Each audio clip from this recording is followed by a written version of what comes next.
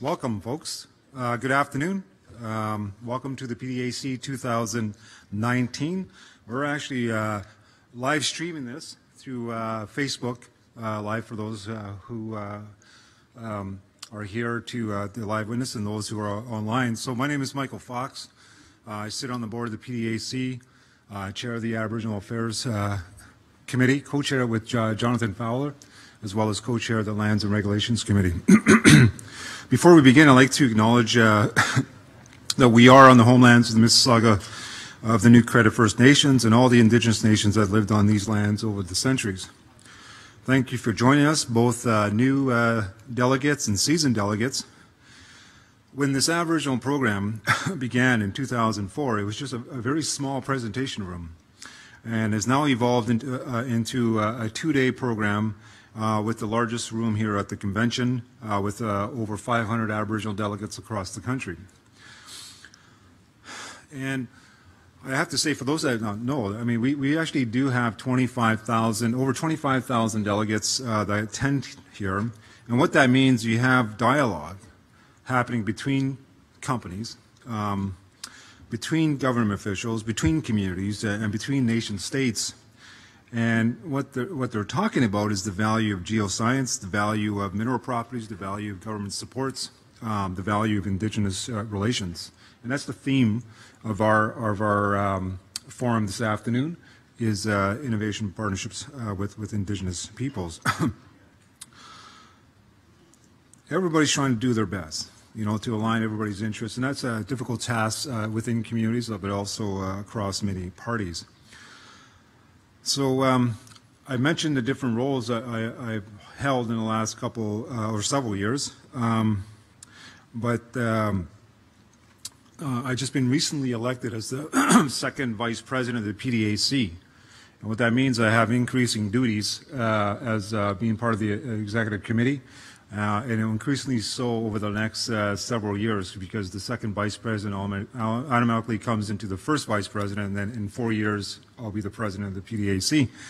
So I'm saying this because I only have time to welcome you, and I have to pass on this role I'm supposed to play all afternoon to Luca, our manager and policy analyst for Aboriginal Regulatory Affairs.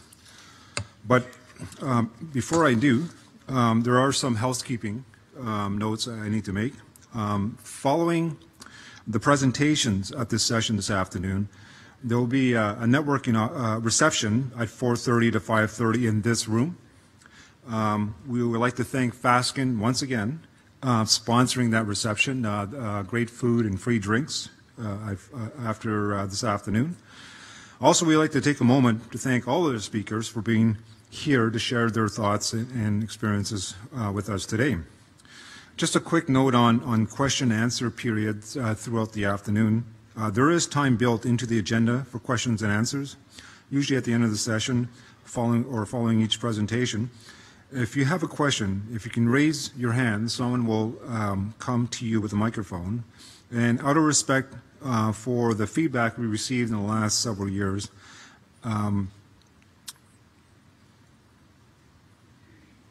to ensure that there's time to get through enough questions, and some of you guys probably witnesses, we kindly ask you to ask the question, not make a long statement, and keep your questions brief and sweet, so that we can get through many. Sometimes we have many questions on the floor, and we want to make sure that they're responded to, so that we can keep the schedule for the other speakers.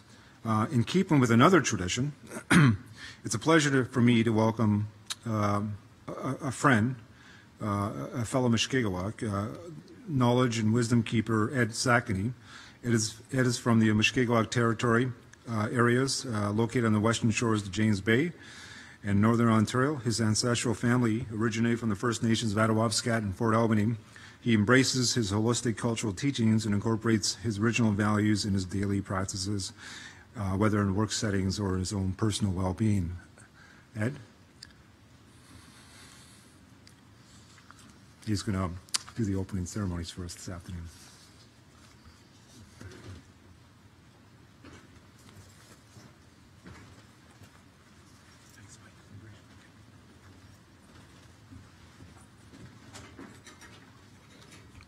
Watch it. Can you hear me? There's, I've always been told that I speak too softly. Miigwech na tawag na mushamak na goko makoshako. Oma o taski no gapichi moboyan gapichi mechigan nagasko. Anike Mississauga, New Credit, Atachik, Ogamaganesta, Haudenosaunee, Six Nations. Kamute Chagota Utaski. I just want to acknowledge the spiritual grannies and grandpas of this territory, of the Mississaugas, of New Credit, and also the Six Nation that walked on this territory in the past and also in the present. Wachik, I bring greetings to all of you. I'm from the ancestral land of the Mushkego people, part of the Cree Confederacy that travels across Canada, northern Canada. I'm from PDAC, which is in English Port Albany First Nation, a wonderful and beautiful community. And it is with honor that I open this, because our ancestral lands will be involved with resource development at some point, because they're coming. For example, the Ring of Fire. The Ring of Fire is a huge resource development. And I don't know where that term came from or who made it up, Ring of Fire. But I guess that person didn't really know when late Joan Carter wrote that song for late Johnny Cash. During that week, old John had a bad case of hemorrhoids. You know, burn, burn, deep, deep, deep, that sort of thing. I burned the stage here because I want to bring good thoughts to each of you and to tell you that in my ancestral land, we do have things happening. And we have to think about our young people, the generations yet to come. And there's a balance of jobs and environment, that sort of. It's going to be a challenge, but some people back home are setting the example. Waban Council, Tribal Council, has done some great strides with the industry. And if you want to gauge what they're doing, get a hold of the Waban people. It's a tribal area that covers around the Timmins area. And also we have like the Five Energies Corporation in our area. They deal with hydro, but they've grown. And if you come into our territory, they're good people to contact. So I'm here to not just do the opening, to make connections, because I want our people to be involved with us. The reality is that it's within our reach to be part of this whole business. It's within our realm. But this country called Canada has to get over itself, because they have to include us when development comes our way. I will tell you and I will suggest to you, at some point, I'll see in my lifetime, and when our people are able to say, who needs Northern Ontario Ministry of Development? Who needs it? Because we'll be able to do it ourselves. And in every aspect.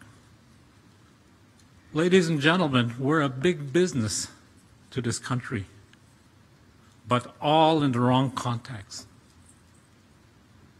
We're use the services of the health in the wrong way. And we need to take control of that so we can start getting our young people involved. There's a company called the Golden Predator. Quite a catchy name. They used grandmothers, 5 grandmothers, to sort of promote what they're trying to do. And what better people to ask?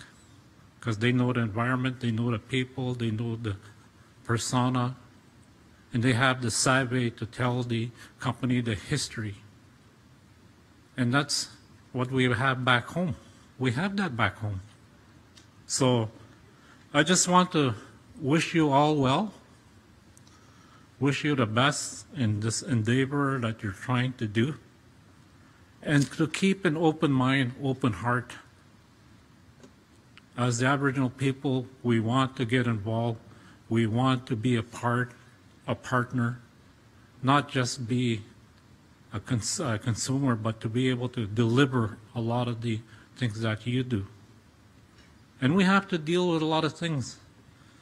And again, Mr. Gojok, it seems like the white people are getting a little worried. Ontario, Saskatchewan, Manitoba have elected governments that are in the base a little on the fringes of racism, and they're starting to circle their wagons. Well, we're not going to get anywhere with that kind of thinking. We're not here to hurt you folks. We want to be a part of you. So when I speak to you, I think of my old chiefs.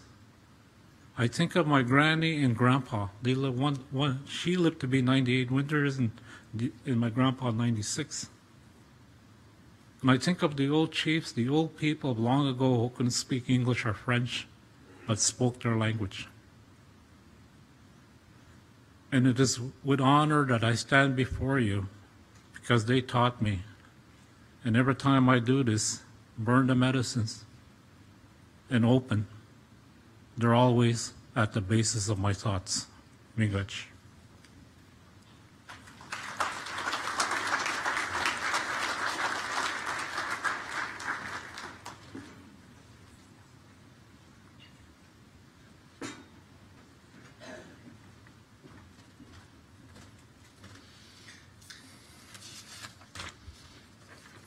Thank you very much, Ed.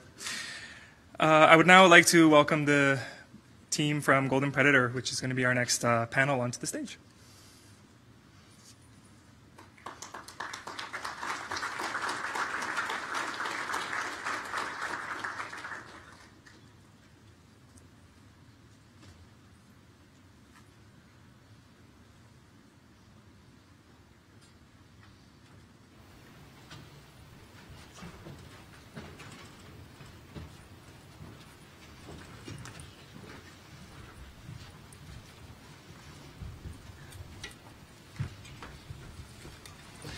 So I'm now going to introduce the panelists for our next keynote presentation discussing Golden Predator and the Casca Nation Elders in Residence program, a first of its kind for the exploration and mining sectors. So I'm going to read the bios of each of our presenters, and here we go. So Dorothy Smith. Dorothy Smith of the Wolf Clan is a Ross River Dana elder and an important teacher in her community. Dorothy remembers her early childhood as being very active and happy at the family Pili Banks cabin, where she was born and where the family lived until the trading post closed in 1946. Traditional activities including hunting, trapping, fishing, gathering berries and medicines kept everyone busy all year.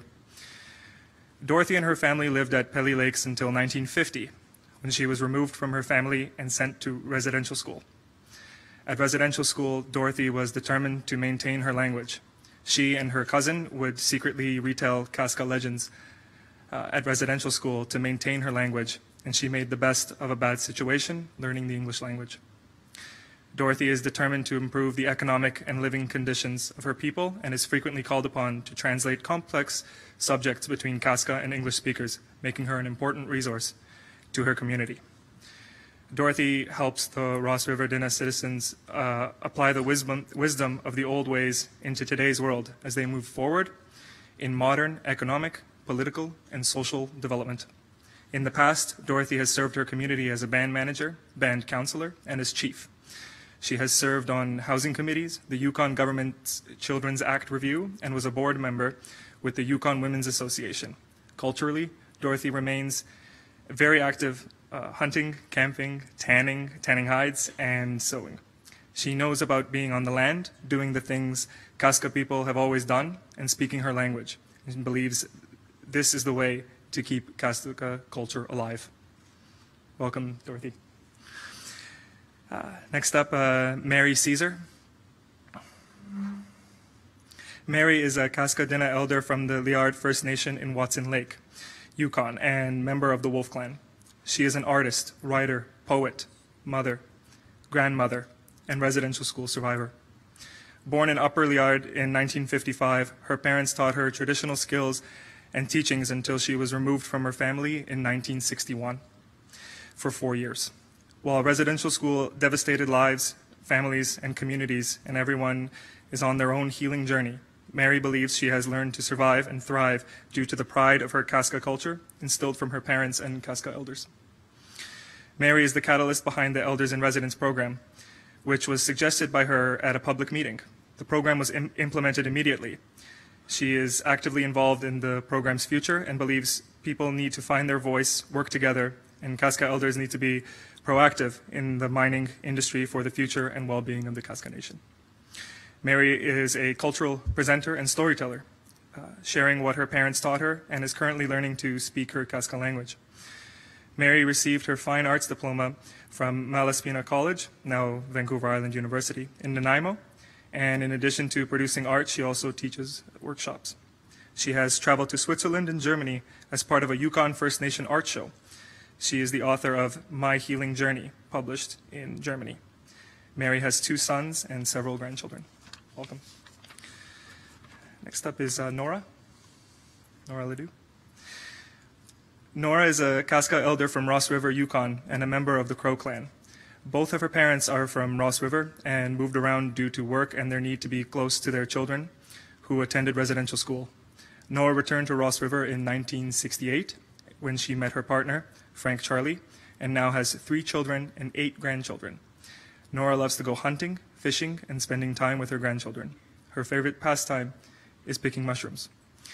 Nora has worked in Aboriginal liaison and community human resources, worked for Yukon Zinc and Selwyn Chihong Limited, and now works part-time for Golden Predator to assist in coordinating the Elders in Residence program. She meets with the elders scheduled for a stay at the project site to prepare them for the camp. Nora's experience as an Aboriginal liaison and community human resources coordinator and coach has helped her assist the elders. Nora has discovered that each participant's experience with remote camps was varied. Her Aboriginal heritage and experience in the mining field has helped encourage elders and staff that find remote camps challenging. Welcome, Nora. Next we have Susan Magan.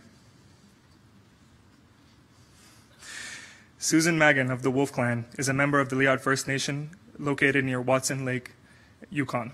Susan is the administrative coordinator for Golden Predator in Watson Lake and an important liaison between the community and the company. One of her main projects is the Elders in Residence program, designed to include every Casca elder in Golden Predator's 3 ACES project. The successful program incorporated 80 elders into daily life at the project site, and elders expressed support for continuing the program in future years. Other mineral companies have indicated interest in adapting it into their programming. Susan is very active in her community, including the organization for the 2017 Liard First Nation $50,000 hand games tournament, a cultural event that gathered people from across the north to the community. Susan is also a board member of Watson Lake's Outreach, a vital resource in the community to assist members in obtaining and maintaining employment or training. She also assists local residents where needed. A vital team member, she is proud to be a part of Golden Predator family and Yukon's resource industry and believes by working together, the future is ours. Susan is fluent in Casca and English. Welcome, Susan. And last but not least, we have Janet Lee Sheriff. Janet has served as Chief Executive Officer of Golden Predator Mining Corp. Since 2015. In addition to managing the company, she brings a strong commitment to aligning the interests of the community, shareholders, and the company. Prior to her work in public companies, Ms. Lee Sheriff managed cabinet policy and intergovernmental affairs for the Conservative, Liberal, and NDP governments of the Yukon, developed the Yukon Economic Forums, and delivered gold conferences in North America and the United Kingdom. Janet moved to the Yukon after graduating from Queen's University in Kingston, Ontario, and has worked proactively for 30 years with First Nation governments and business groups. She has implemented innovative programming and initiatives for Golden Predator, including the Yukon Mint and the Elders in Residence program. Janet founded the Yukon Mining Alliance and the Yukon Mines Legacy Foundation, securing $20 million in federal funding for the Aboriginal mine training. I'd now like to welcome Janet to the podium. Thank you.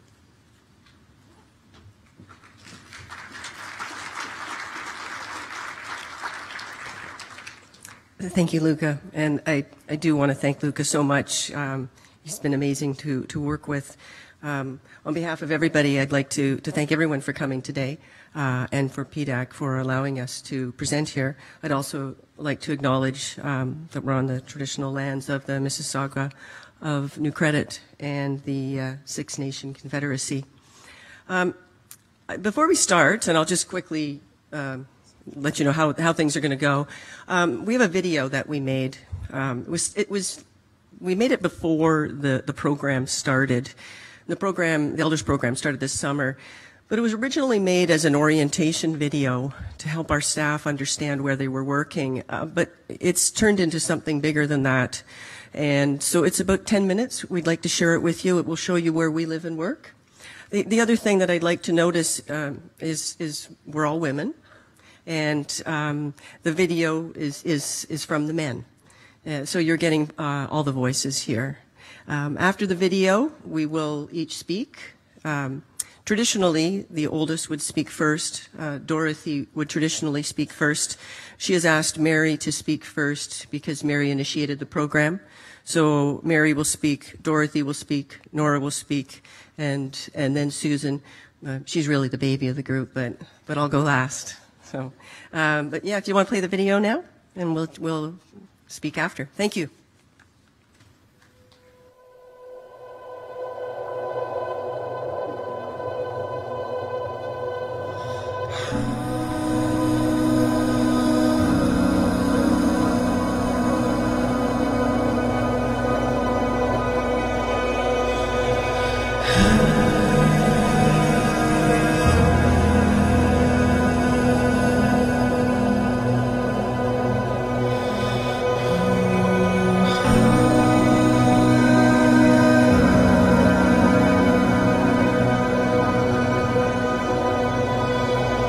Casca people, Johnny, dinner, legate, John, to go nugget daily, on Johnny, Ella, on Ross Rose here, Hill Lakes, Francis Lake,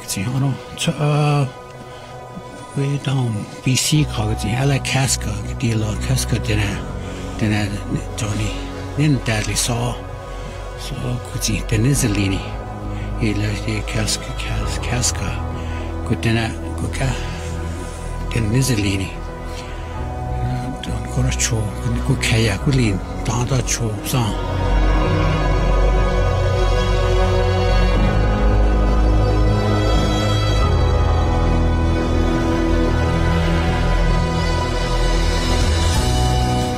Down that show, Casca Nation, five community, Macau, then Lannis 2 communities in Yukon and 3 in BC.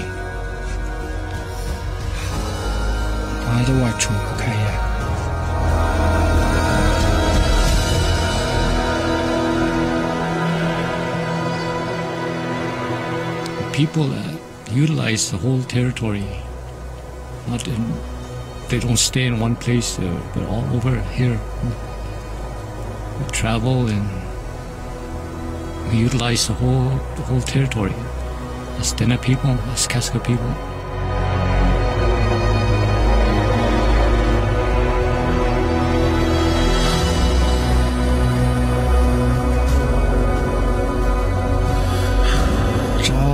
I tag it in a car.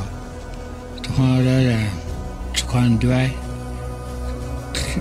Jini Dali, Klukayan, Kaki Dali, Cesar, Nagi Pai, Laga Yagutela, so the high Yaragulini to undo.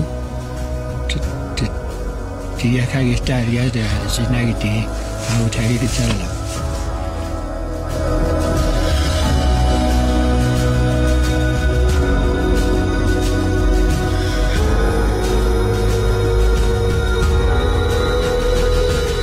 Follow the cycles of wildlife, the land, the universe, sun.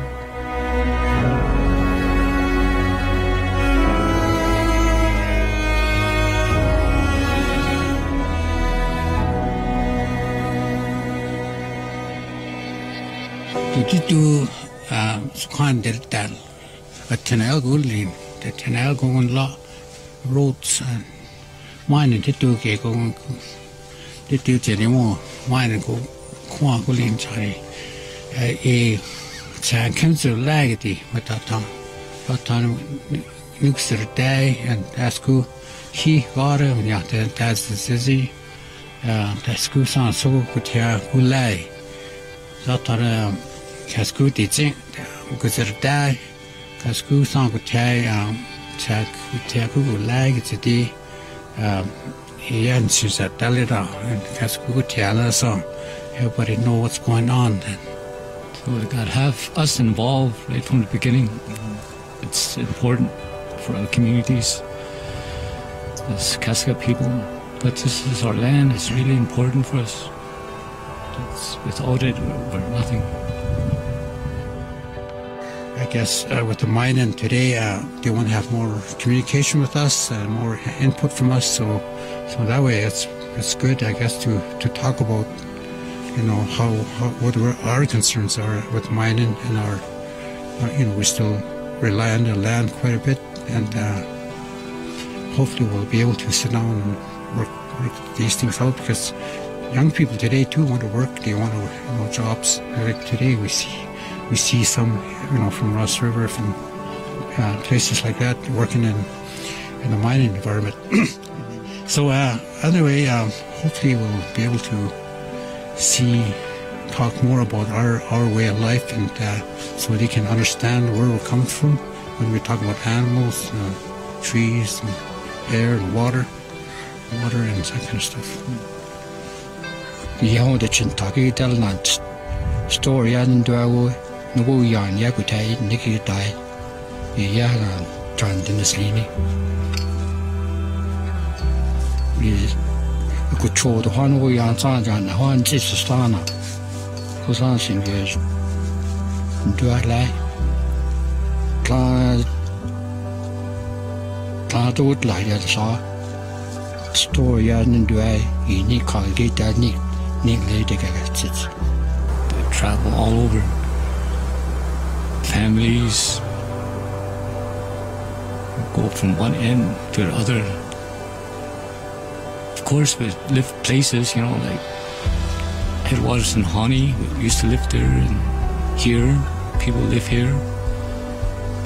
But most times they travel through just to get for survival on the land. That's us. That's who we are as Bini people. People have to have the greatest respect. When you move something, you have to replace something with something else. That's why they say they do a lot of ceremonies sometimes. Like they do songs, and that's where songs come from. That's where, because of respect for whatever you do out there. You can't really move things around. You can't, you got to pray lots, or you can have some kind of ceremony of some kind, because you get to give the greatest respect to things out there. Because that's how we are. That's how we live in harmony, you could say, and in harmony with everything. When we go out on our land, everything that we use, it's recyclable. We don't leave no garbage behind. Long time ago, nothing.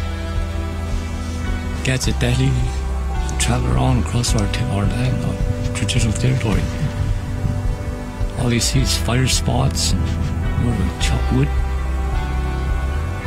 So I think people should understand that we, that there's a lot of interest on our land from us, from the people that rely on it, and the water. We're concerned about the water. We hear mining also have tailing. They use chemicals. They use all kinds of different things that we need to know about, and what it's doing to our water system, to our if those things can be looked after. Have great respect, no matter where they are. Even just to cut down a tree, have respect, knowing that our ancestors traveled this land. Even a mountain, it's sacred for us, the land itself. That's why we are here. Our forefathers, they took care of it. It's sacred. Got wildlife there, They make babies up there. It's sacred to us. But we try and at all times remember that the Casca people are the stewards of the land, that they are the people that are connected and part of the land. And it's our responsibility to respect that.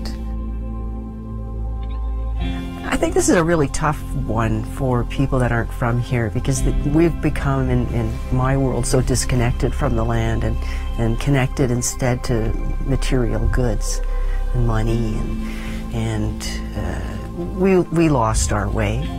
And you're working in a place where people are far more connected to where they're from and part of the land, part of the water, to coin a phrase that you hear often.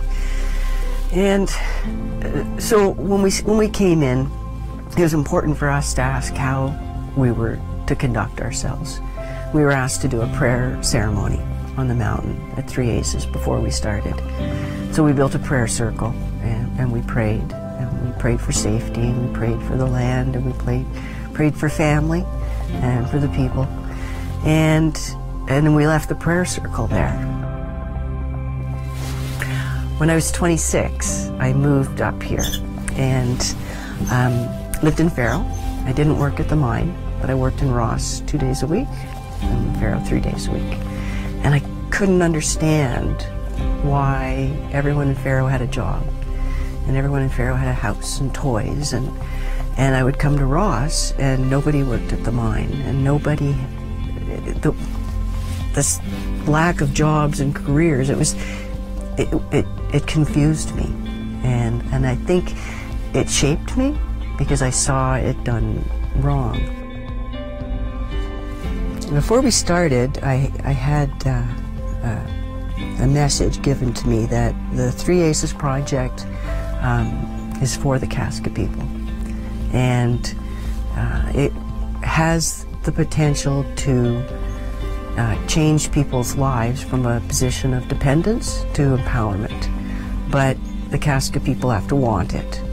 And so with that in mind, that's how we've approached it, that this is not our land, that we are tenants here, and everything we do needs to be about allowing that opportunity to present itself.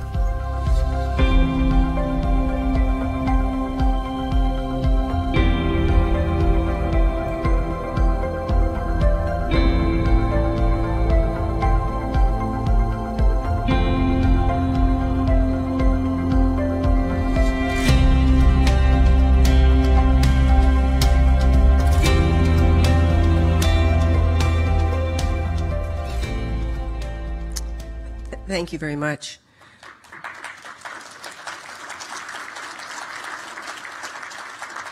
I'd like to acknowledge Brian Ledoux, former chief of the Ross River Dana Council, who actually made that video on site. I'll start speaking now about the Three Aces Elders and Residents program. I've got a couple of slides I'm just going to walk through very quickly, and then I'm going to allow Mary to take over. If you'll notice, there's a picture of youth on the cover.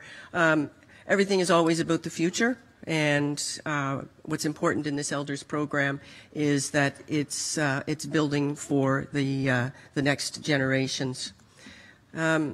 Just very quickly on the company, we're a junior exploration company. We're located in the Yukon. We are focused on gold. I'd like to all acknowledge and welcome the Minister of Energy, Mines and Resources, Ranj Pillai, who is in the back of the room. It's a pleasure to work in the Yukon and in the Casca traditional territory. Three Aces is in the traditional territory, which overlaps into Yukon, BC, and Northwest Territories, and as mentioned in the video, 5 communities. It's a very large and very rich land. What's really important for golden predators, we always try to do everything we can to bring the community along with us, with the belief that if you're not bringing the community along, there's no reason for them to have you there. So everything we do, we always try and up it. How can we do it better? And it was within this process that we were having a community meeting, and Mary Cesar was at the meeting. And I didn't know Mary before this. I met her once before, and Mary is no shrinking violet. Her introduction to me was, this is my land, and we need money to stay here. And as long as you keep those two things in mind, we'll be just fine. And but then when she came to the community meeting, she had this idea for an Elders in Residence program. And it was such a fabulous idea that we implemented immediately. We had meetings in the communities of Ross River and Watson Lake with the elders, and we shaped the program, and we were up and running in under 60 days. Very high-level overview, and I'm going to let the lady speak to it. 80 elders through the season lived with us, 4 every week. It was our belief that you can bring people in for a site tour, and they can see what you do, and you can dress everything up and look nice, but when you live with us day by day by day, this is really who we are, and we all need to know each other extremely well in order to go forward together. And I can't begin to speak of the numerous ways that we shared in that learning and the growth that allowed our company and I hope the community. I'll speak to some of the outcomes of it, but I'm going to let Mary speak first, as I think she does it far better than I do.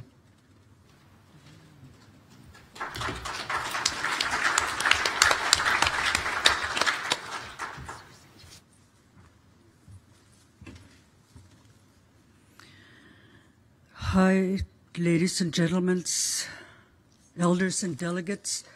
My name is Mary Cesar. I'm a Casca Nation elder from Liard First Nations. I'm an artist.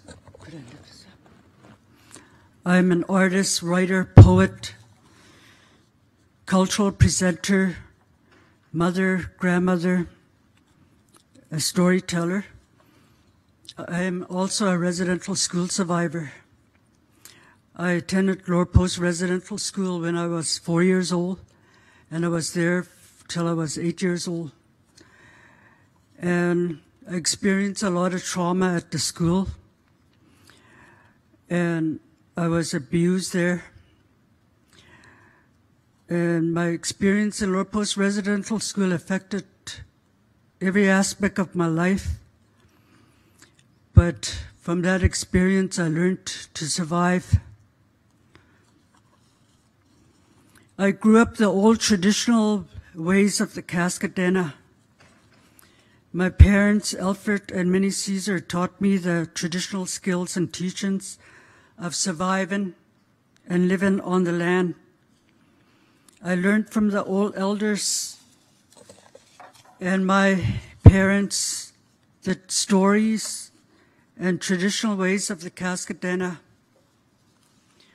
My dad, Alfred Cesar, was a master storyteller who taught me the art of storytelling. My mother taught me the skills of moose hide tanning, beadwork, and sewing garments. Both my parents taught me the skills of hunting and fishing, cutting and drying moose meat and fish. My parents instilled in me the values and customs of the Casca. From my parents and elders, I learned the values of respect,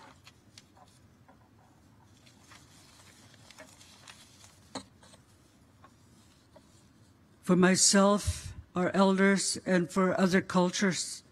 I was taught to respect and care for the land and animals. I was taught to share and care. In 2015, I was hired by Selwyn Shikong Minen to work in the Elders in Residence program. In March 2018, I attended a meeting organized and facilitated by Golden Predator. CEO Janet Sheriff at the two-day meeting at Watson Lake. I approached and asked Janet Sheriff if Golden Predator would be interested in starting excuse me here, I'm just organizing my papers here. The Elders in Residence program, Janet Sheriff said it was a great idea and said that they will work on it. In June and July 2018, Janet Sheriff and Susan Magan, Community Liaison Officer for Golden Predator, met with the same elephant leaders at the Golden Predator office in Watson Lake. At the meeting, Janet Sheriff talked with the elephant elders about organizing and implementing the Elders in Residence program at the Golden Predator mine. Susan Magan started to organize the dates for the for two elders from Elephant and two elders from Ross River to travel to the mine site. Anyways, I'm very emotional today. I've been on a healing journey for many years, so for me it's been a tough journey, but I made it here. And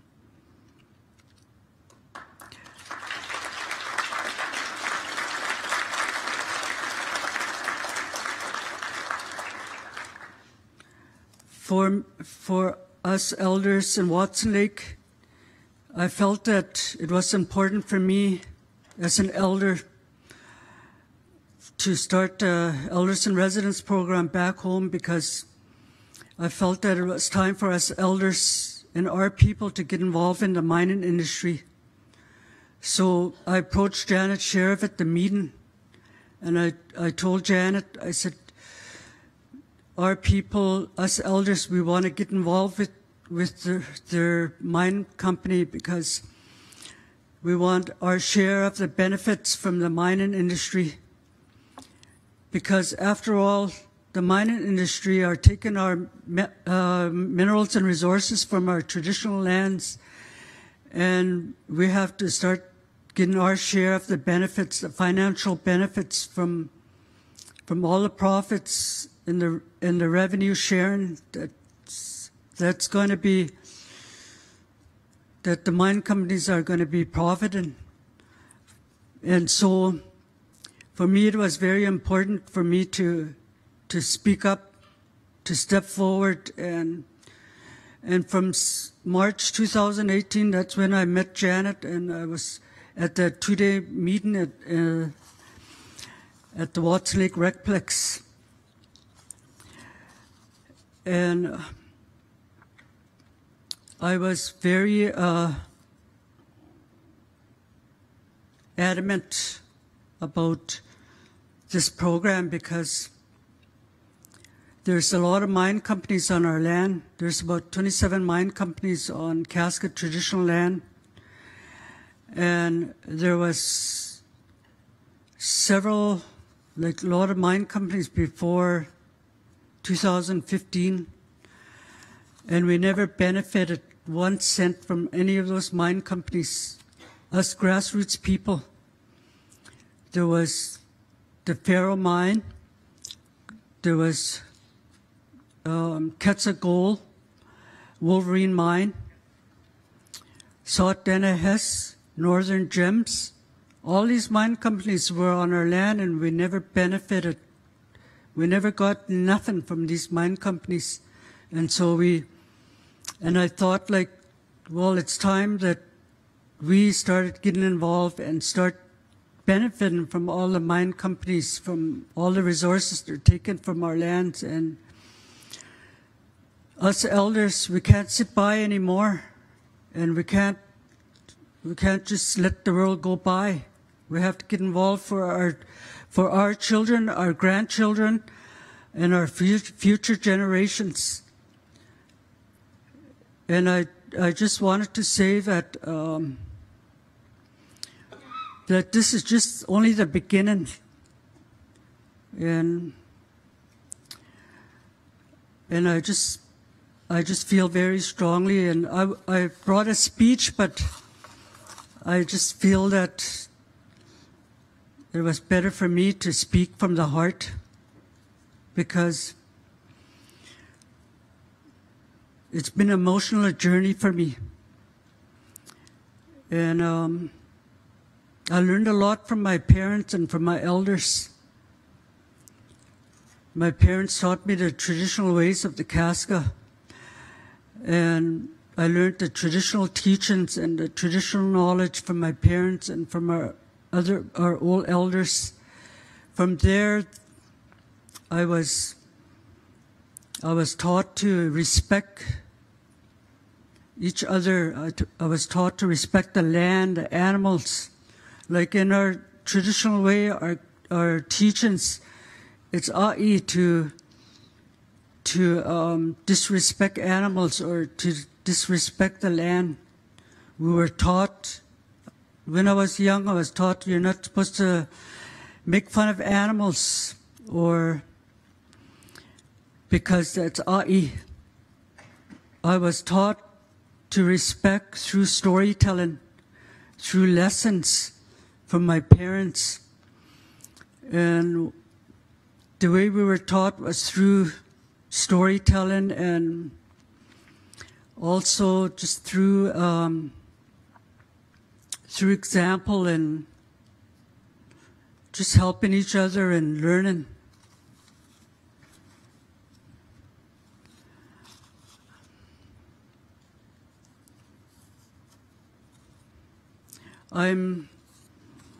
It's been a long journey for me. Like, I learned how to survive.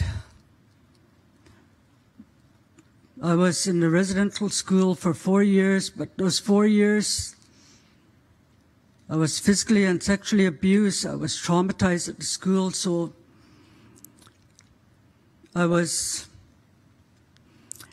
but all these years, the Creator was there to help me.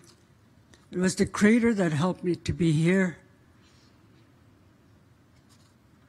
Sometimes I felt so alone because I just felt like there was no one there to understand me. Sometimes I still get flashbacks. I still get memory triggers from being abused at the school, the violence I had to endure there. And I thought of sometimes I still get these memory triggers, but I'm a survivor. My dad, growing up, my dad always told me, a twat. He always tell me that means daughter. He always tell me, a twat, you gotta be tough. You gotta be tough. He always tell me that. So I learned these lessons from my dad. And sometimes my dad too, he would say, a twat, don't be sad, a twat. He knew I was sad because I had a tough life, and my sons were taken away from me when they were young. So my sons and I were separated too all these years. And because residential school affected my parenting skills. And so my dad, he knew I was sad, and he always would tell me, "Atwa, don't be sad, Atwa, be happy." He always tell me that.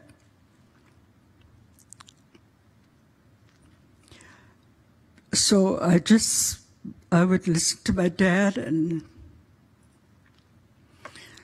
so all these teachings, all these I learned, and I learned how to survive. And you know, I'm a survivor, and I'm still learning too as I grow older. Life is like full of surprises, you know? It's like there's always something new to learn, and I'm just really grateful to be here. I'm very honored to speak to all of you. I'm very honored to be a part of this Elders in Residence program, and I would just like to thank the other elders that's here, sitting at the panel. I'd like to thank Janet Sheriff, the CEO for Golden Predator, for her generosity and for helping us to start this Elders in Residence program with Golden Predator. And I'd also like to thank Dorothy Smith, the elder from Ross River, Nora, Ledoux, and Susan Magan, and we're here to teach and to learn too. And with that, I'd just like to say thank you for listening.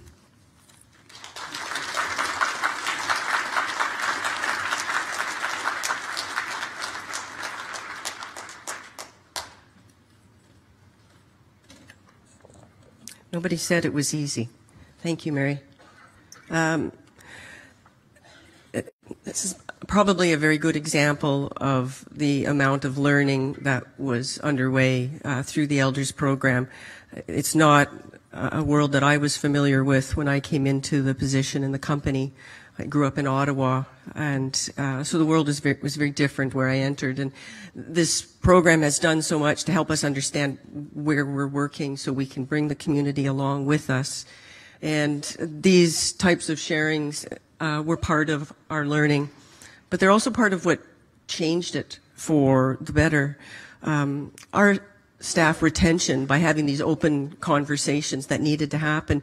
I lost 2 people all summer. I had over 90% staff retention of both Casca and non-Casca employees, and many other numerous benefits. I want to have Dorothy speak now.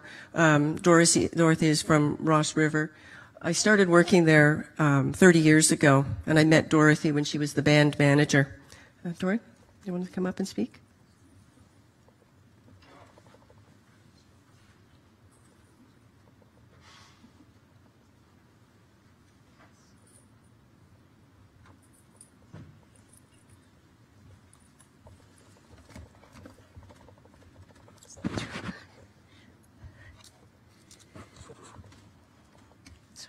See with this thing.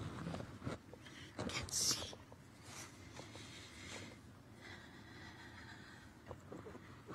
I'm very nervous.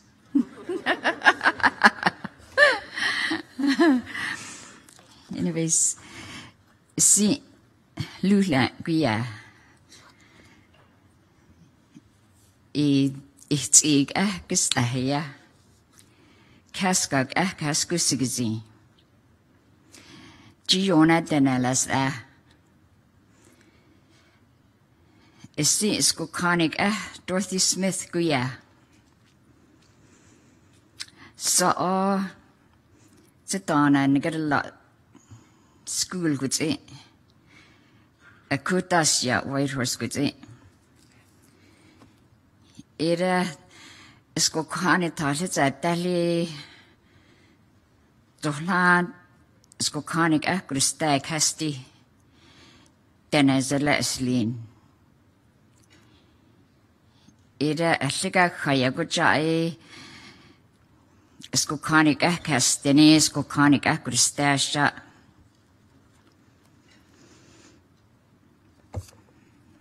Colacuyuds, it could I.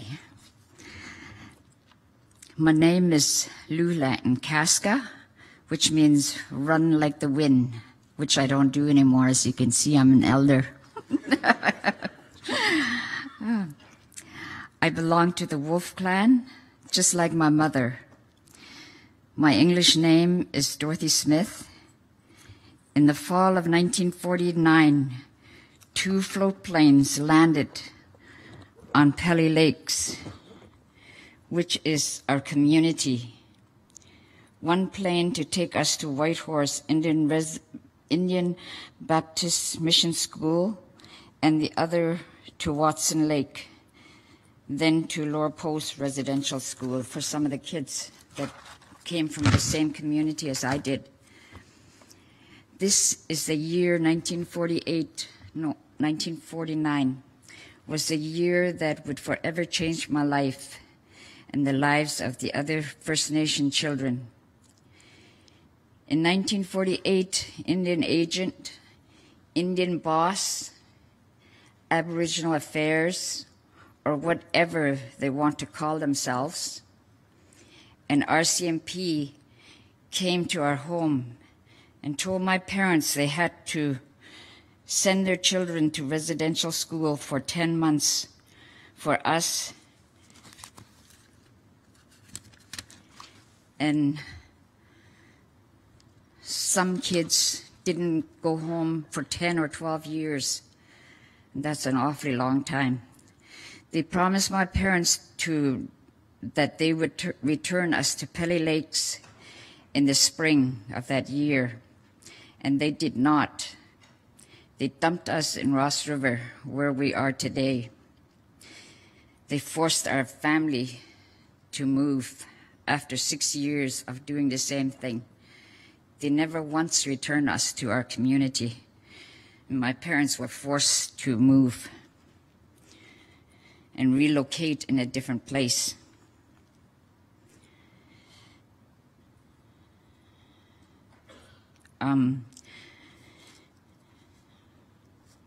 They told my parents that if they didn't send the children to school, they would have to pay a big fine or go to jail. They had no choice. They didn't have the money, and they didn't want to go to jail.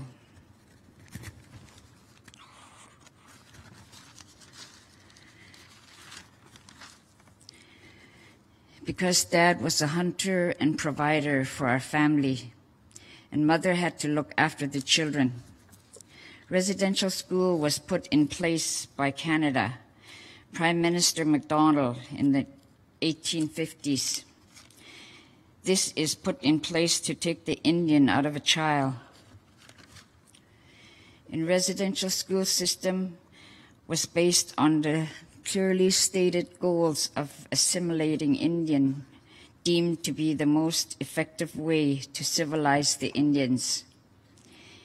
If anything, Campbell Scott was quoted on saying, if anything is to be done with the Indians, we must catch them very young, and children must be kept constantly within the circle of civilized conditions. Indian residential school was to take the Indian out of a child, but as you can see, they have not succeeded. Because I speak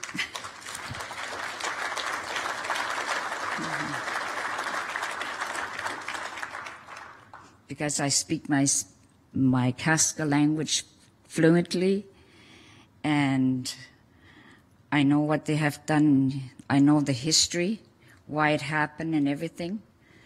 And so this is some of the things that we wanted Janet to know, and we worked with her, and she was willing to help us.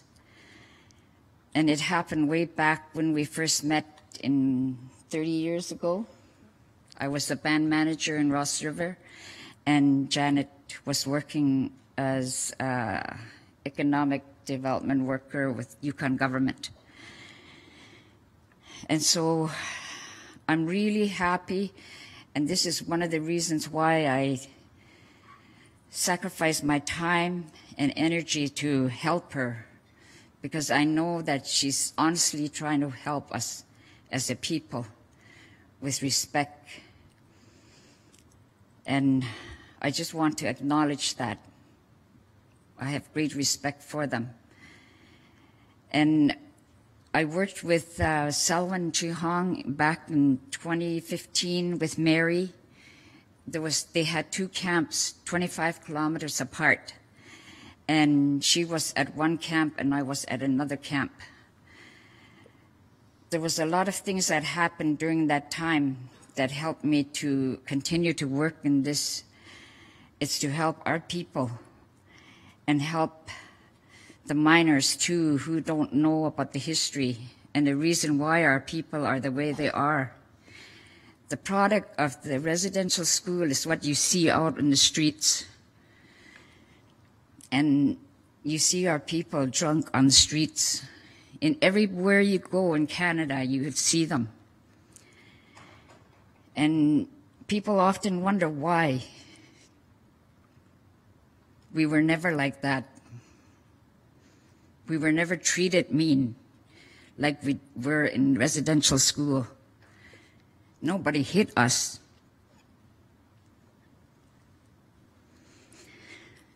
And nobody beat us when we were home. It was done to us. And what you see on the street is people that are trying to put away the hurt, even for one day. So this is what we're trying to help our people. We keep that all the time, even when they're sober and they're working, our people. There was one Native girl that worked at the camp as a cook's helper. And she stayed in our tent, in the same tent that I was in.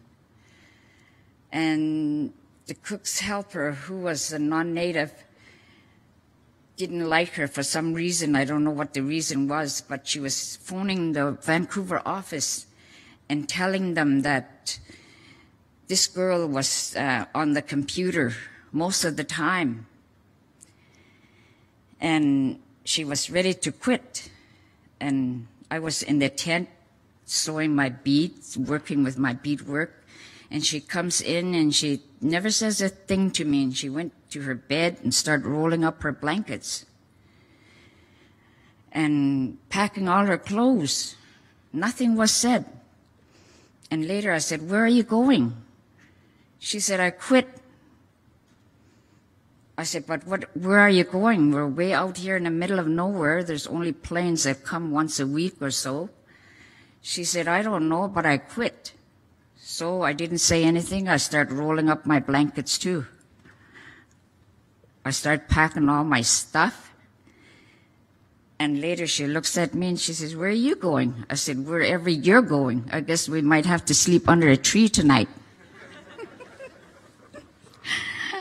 But then I found out after a while, she sat down, she told me what happened. So I went to the phone and I phoned the Vancouver office and I told her what happened.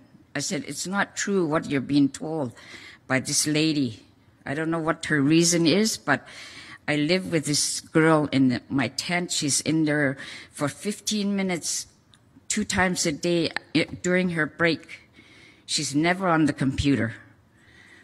I said, "And she's a hard worker because I see her working. I go to the kitchen, I see her there. I see her in the tents, scrubbing and cleaning the floors and stuff." So this is the kind of thing I like to do, to make sure our people have a fair chance to work in the mines. Thank you.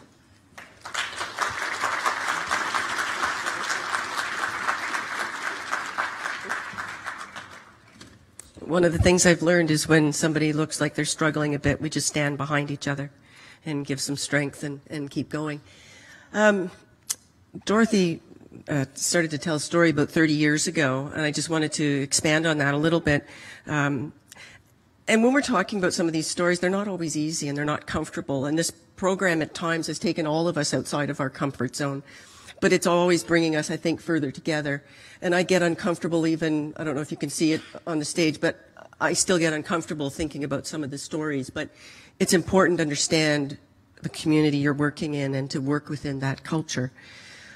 When I was 26 and I met Dorothy, I was in a community. I'd never been in a mining town. I'd never been in a First Nation community.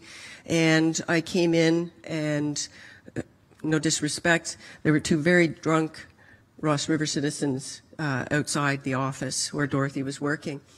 And I came into the office and all the women were working. And I didn't understand. And I asked Dorothy what was going on and why the men were drinking outside and the women were in the office working. And she taught me a very important lesson that I've taken and the reason why I'm in the mining industry. She said that we're a traditional society and the women stayed at home and took care of the camp. And the men went away and gathered food and took care of the family. And when we've changed our society, we've eliminated that very important role for men. And while this is a matriarchal society and very strong women are obviously here, we need our men strong.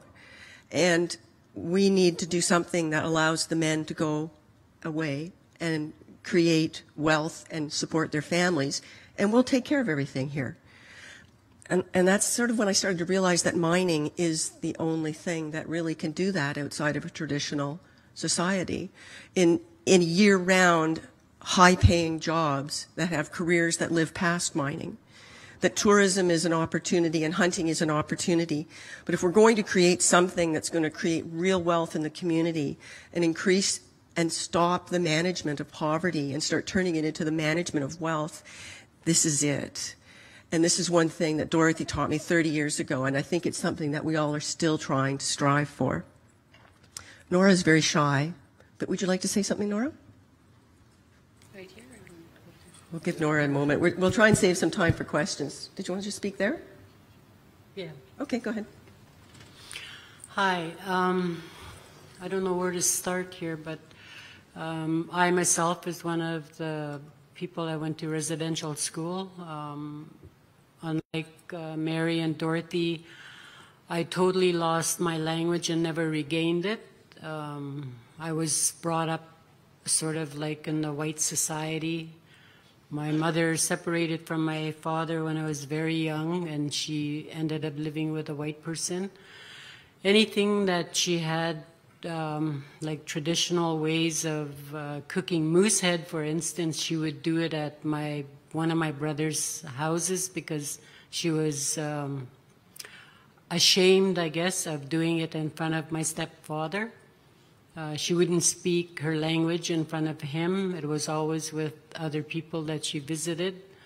So I didn't learn very much when I was growing up, like in the traditional way of life, until I moved to Ross River in '68. And then my late mother-in-law was the one that taught me quite a bit. How to make dry meat, skin rabbits, you know, just the basic things that a person would need to know.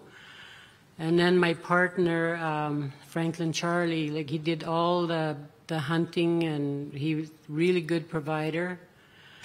And he taught me some of the things that I know today, like, you know, taking kids out fishing and hunting. I never did that when I was growing up. So it was a sort of a new lifestyle for me. And the older I got, I started working in like cleaning rooms, helping my mom, and then going into the kitchen, washing dishes and going up the ladder, so to speak. And then when I got older, I went into work for the band office, became their executive director, worked on land claims, and then I went into mining. It was a totally different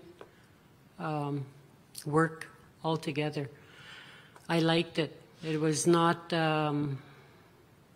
it was like time, and you have to be certain places. You're not allowed to say things to anybody. There was nothing political about it, and I guess that's what drew me towards it even more. I ended up working for Yukon Zinc the first year for 1 year, and then I moved on to Selwyn Chihong. I stayed with them for about 7 years. and I sort of shut down, so I moved on and went to sort of work with the government, both Yukon and federal government, with the Casca people on the Faro project. And I worked there for about a year, and then there was some personal issues, so I quit. And I saw a poster about the Golden Predator Elders and Residents program, so I sent my name down to Susan, and next thing I knew, I was offered a part-time job, so I said, sure, just gathering the elders and telling them what it's about, what they should expect when they go out there. And it's, to me, I think that was the hardest, because elders are not used to that kind of lifestyle. And I talked to most of them when they came back, and there was one lady, she wasn't Casca, but she was married to one, and she said, this is the first time I ever sat down and I didn't have to do anything. I really like it, she said. She's very busy woman, you know, and she was, how old is she, 70s? Yeah. She's in her mid-70s, you know, so I think in a way it's an answer to some elders, you know, it's a good way for them to see what it is exactly that they're sending their family, you know, to see what they're doing, see what kind of environment they live in, and it's good. It's like, I think, rewarding in a lot of ways. That's about it. Thank you.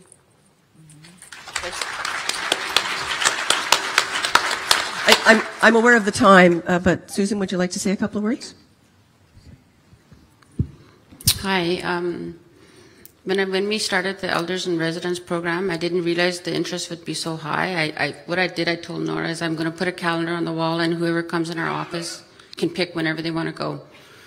And I didn't realize the interest was, once I started making it public, our office was constantly full every day because everybody wanted to go. It was something new, and this, well, what did we have to do? What did we have to do when we go out there is just go and enjoy yourself. Help in camp if if staff need help, then you're there for advice.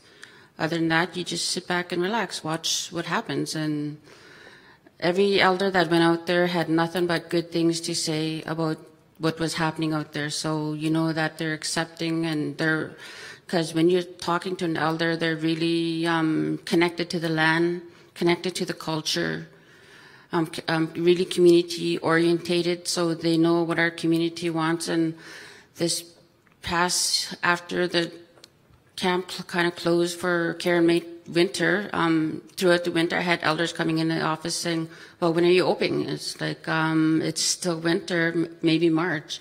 Well, can we put our name in? It's like, I haven't even gotten started yet. Well, we want to be first. So not only is elders interested, now we have also youth. Because when we had the Elders and Residents retreat at the end of the year, we had almost 80 people in camp.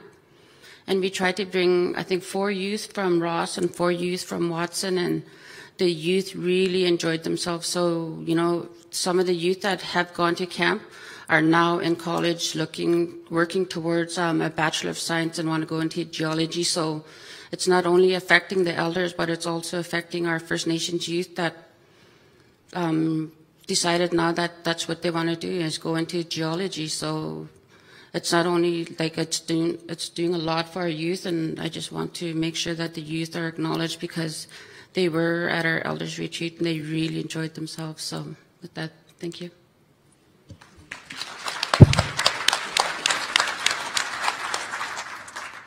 I just want to talk about a few of the outcomes and the path forward, because at times, Susan and I felt like we were running a bit of a resort because we had so many people that wanted to come out, but the office turned into a gathering place in the community, and it's full of elders almost every day. So, but we didn't ask anything other than what they wanted to give at the site. If they wanted to talk to staff, or if they wanted to go and pick berries or pick medicine, it really was up to them, because it just was about bringing us together. But this really was about community-based, community engagement at a very grassroots level. And this isn't politics and it isn't consultation. And we were very clear with leadership in the communities that this is not replacing that. This is a separate process, because sometimes in industry we think that because we're speaking to leadership, we're speaking to the community at the same time.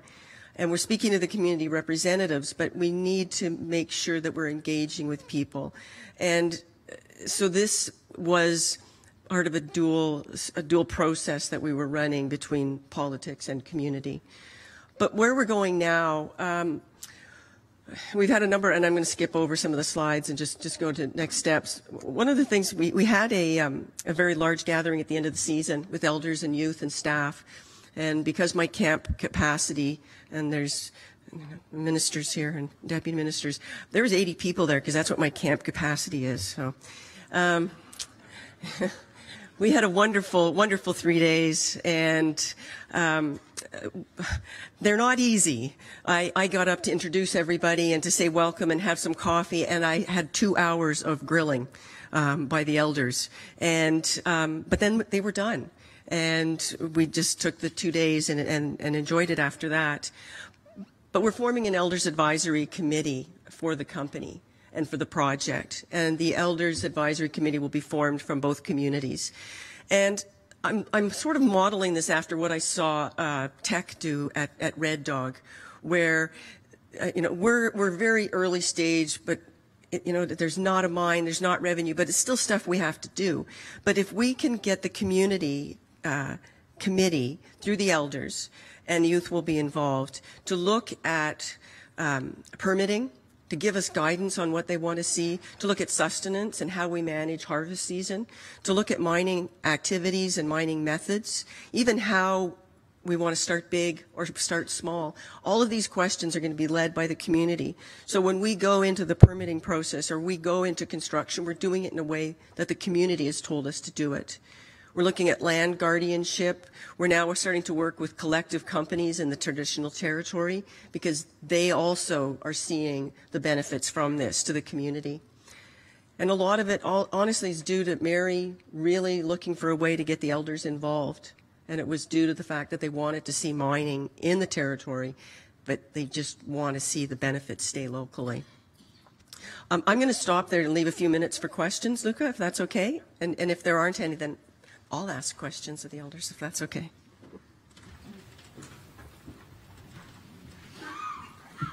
Thank you very much. We'd now like to open the floor to the audience for any questions. Just a reminder to ask questions and not to make very long statements. That way we can get as many questions in as possible. So if you raise your hand, somebody will be there with a mic.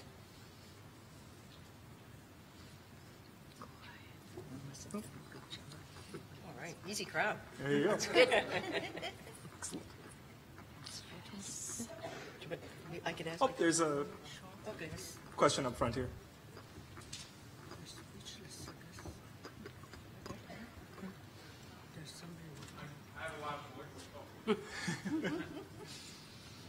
Thank you. You mentioned that people loved being there, and forgive my critical question maybe, but if you're going to go there and you're not going to do anything, I'd just like an example of something that isn't from a slide maybe, or just a real world example of what kind of happened that kind of sparked something that was exciting from engagement. I'm going to take that one on. They really didn't do nothing. We had an altercation, and this is a remote camp in the middle of nowhere, and people are there for extended periods of time, and tempers can get a little flared at times. And we had an altercation between two staff, and it wasn't physical, but it was rather verbal, and we have a zero tolerance for everything, racism, zero tolerance for violence, and both of them should have been fired.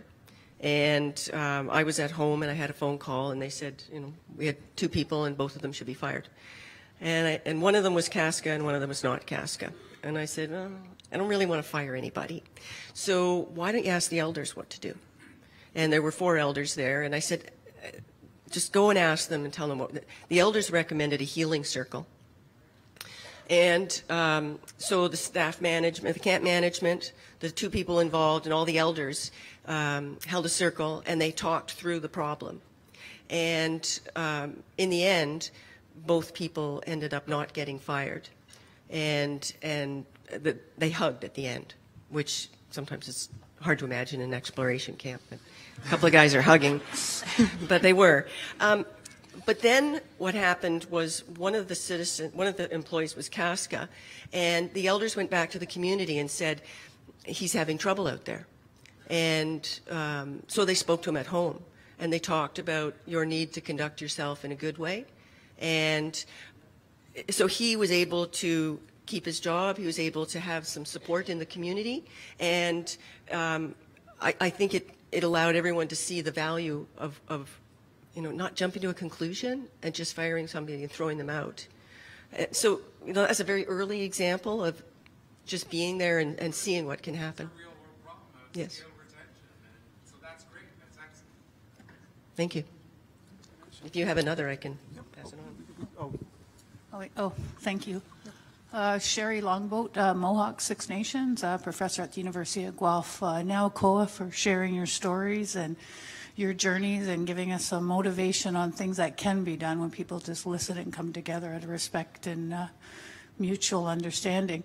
I just had my quick question. Was there any resistance, either corporate resistance or resistance to the development of such a program? And was this overcome by maybe building a business case, or was a business case needed to rationalize it? Because sometimes I find that I hear that of trying to, how do we justify, or how do we encourage corporate responsibility to put into programs that we know are essential for Ongohomwe people? Yeah. I'm going to take this one. So before I was the CEO, I was the Vice President of Communications and First Nation Relations. So I negotiated the agreements with the Casca Nation and the Trondikwitchen, which is where we have another project. And I'm married to the chairman. So I got board support. No, he's in the room, so I can joke about it. No, I have an extremely progressive, supportive board, and they've given me free license in many ways. And this is not an inexpensive program, but we're at PDAC on the stage. So the company's getting something out of this, but that's not why we did it. We didn't do it because we had to do it. We did it because we wanted to do it. And they didn't push back at all. And I think I can tell you an example of why they didn't push back. When we first started working in the Casca territory, I needed a bridge across a river. And I put my permitting application in April, and you're probably not going to believe this, but in September I was driving on a bridge across the river. And I'm only driving on that bridge across the river because of the Casca Nation. The 2 chiefs of different First Nations had to sign off consultation to keep my project going in 24 hours. And they did it because I asked if they could. And I asked extremely early on and felt that this they gave to me and I had to give back.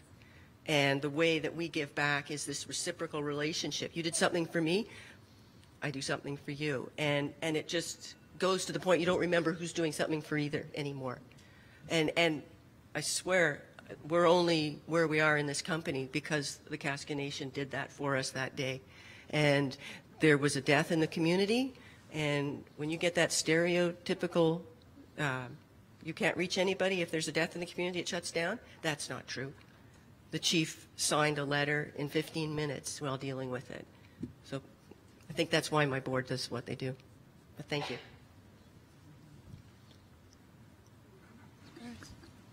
Yep, just one more question. It's probably in what we have enough time for. Hi, my name is Tony Hodge. I was 7 years president of ICMM in London, but I know Ross River very well. And I look forward to coming back there someday. But my question is this. If this project, if Golden Predator is successful, it will probably pass it on to another company, a larger company for development, because that's the way the mining industry works. Have the elders started thinking about what is needed to put in place the foundation to make sure that if that corporate change occurs, the spirit that you've touched us so much with stays in the project that follows?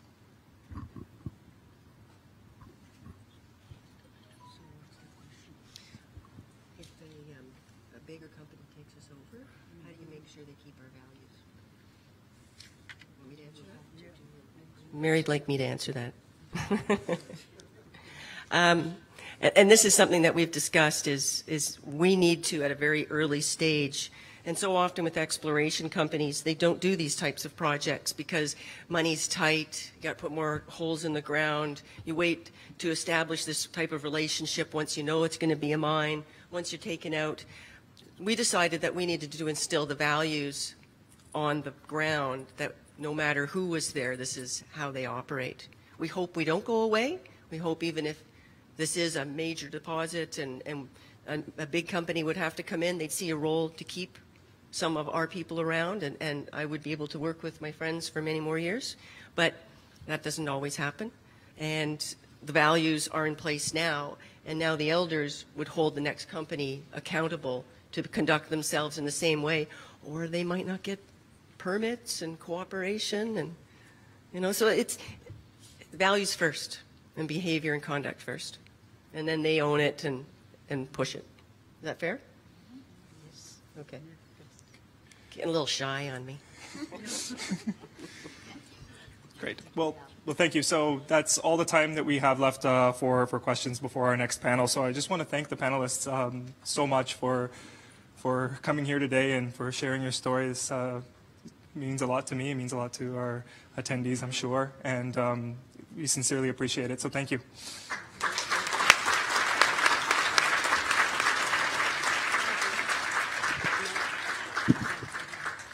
And so we'll be moving on with our next presentation of the session. This panel is entitled Economic and Business Development, Engaging with the Minerals Sector. So if I can invite the panelists that are here to please join me on stage. Thanks.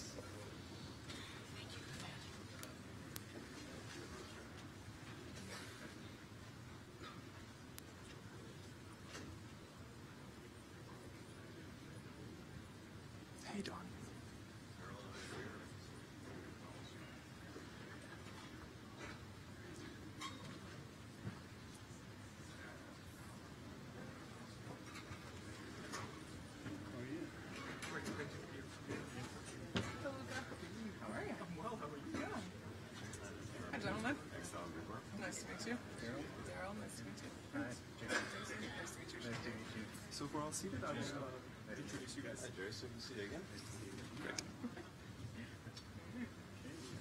Yeah, please have a seat.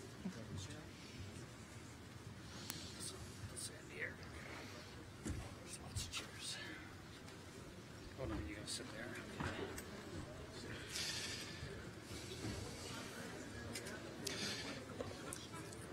Great, thank you. So I'd now like to introduce the panelists here for this next panel, and in no particular order, starting with Don Bubar. There we go. During Don Bubar's 40-year career as a geoscientist, he has contributed to successful exploration in Canada and been a leading advocate for geoscience education. Don graduated from McGill University with a Bachelor in Science in Geology in 1977 and completed his Master's of Science at Queen's University in 1981. He has been president and CEO of Avalon Advanced Materials since 1995, working to develop 3 advanced stage projects across Canada with the potential to provide critical materials for new technology applications. Don was chair and co-chair of PDAC's Aboriginal Affairs Committee from its creation in 2004 until his retirement from the PDAC Board of Directors in 2013. During his tenure, PDAC signed a groundbreaking agreement with the Assembly of First Nations to promote participation of Indigenous people in the minerals industry. Don also serves on the advisory board to the Faculty of Science at his alma mater, McGill, and is a director of the Northwest Territories and Nunavut Chamber of Mines. In 2016, Don joined the board of Mining Matters, a charitable organization with the mission to support geoscience education in the Canadian school system and increase awareness about the relevance of minerals and metals in modern society. In his latest role, he will advocate for Indigenous youth camps, where the next generation of Northerners will have the opportunity to explore career opportunities within the industry. Welcome, Don. Next, we have Daryl Bolio. Daryl was born and raised in Yellowknife, capital of the Northwest Territories, and has served 3 terms as the chief of the Yellowknives Dene First Nation, whose traditional territory surrounds the capital area. Daryl was appointed in October 2005. Daryl was appointed president and CEO of Denede Investments, Incorporated, by its board of directors. Prior to being appointed to DII, Mr. Bolio was the founding president of the Detoncho Corporation and Detoncho Diamonds. Mr. Bolio has been self-employed or employed in various aspects of mineral exploration in the Northwest Territories for many years, and has served on both the Mine Training Society and Northwest Territories Chamber of Mines Board of Directors. At present, Daryl is on the board of directors of the NWT Law Foundation, Northland Utilities in Yellowknife and Northwest Territories, and since 2005 was appointed as the chair of the Northwest Territories Business Development Corporation by the government of the Northwest Territories.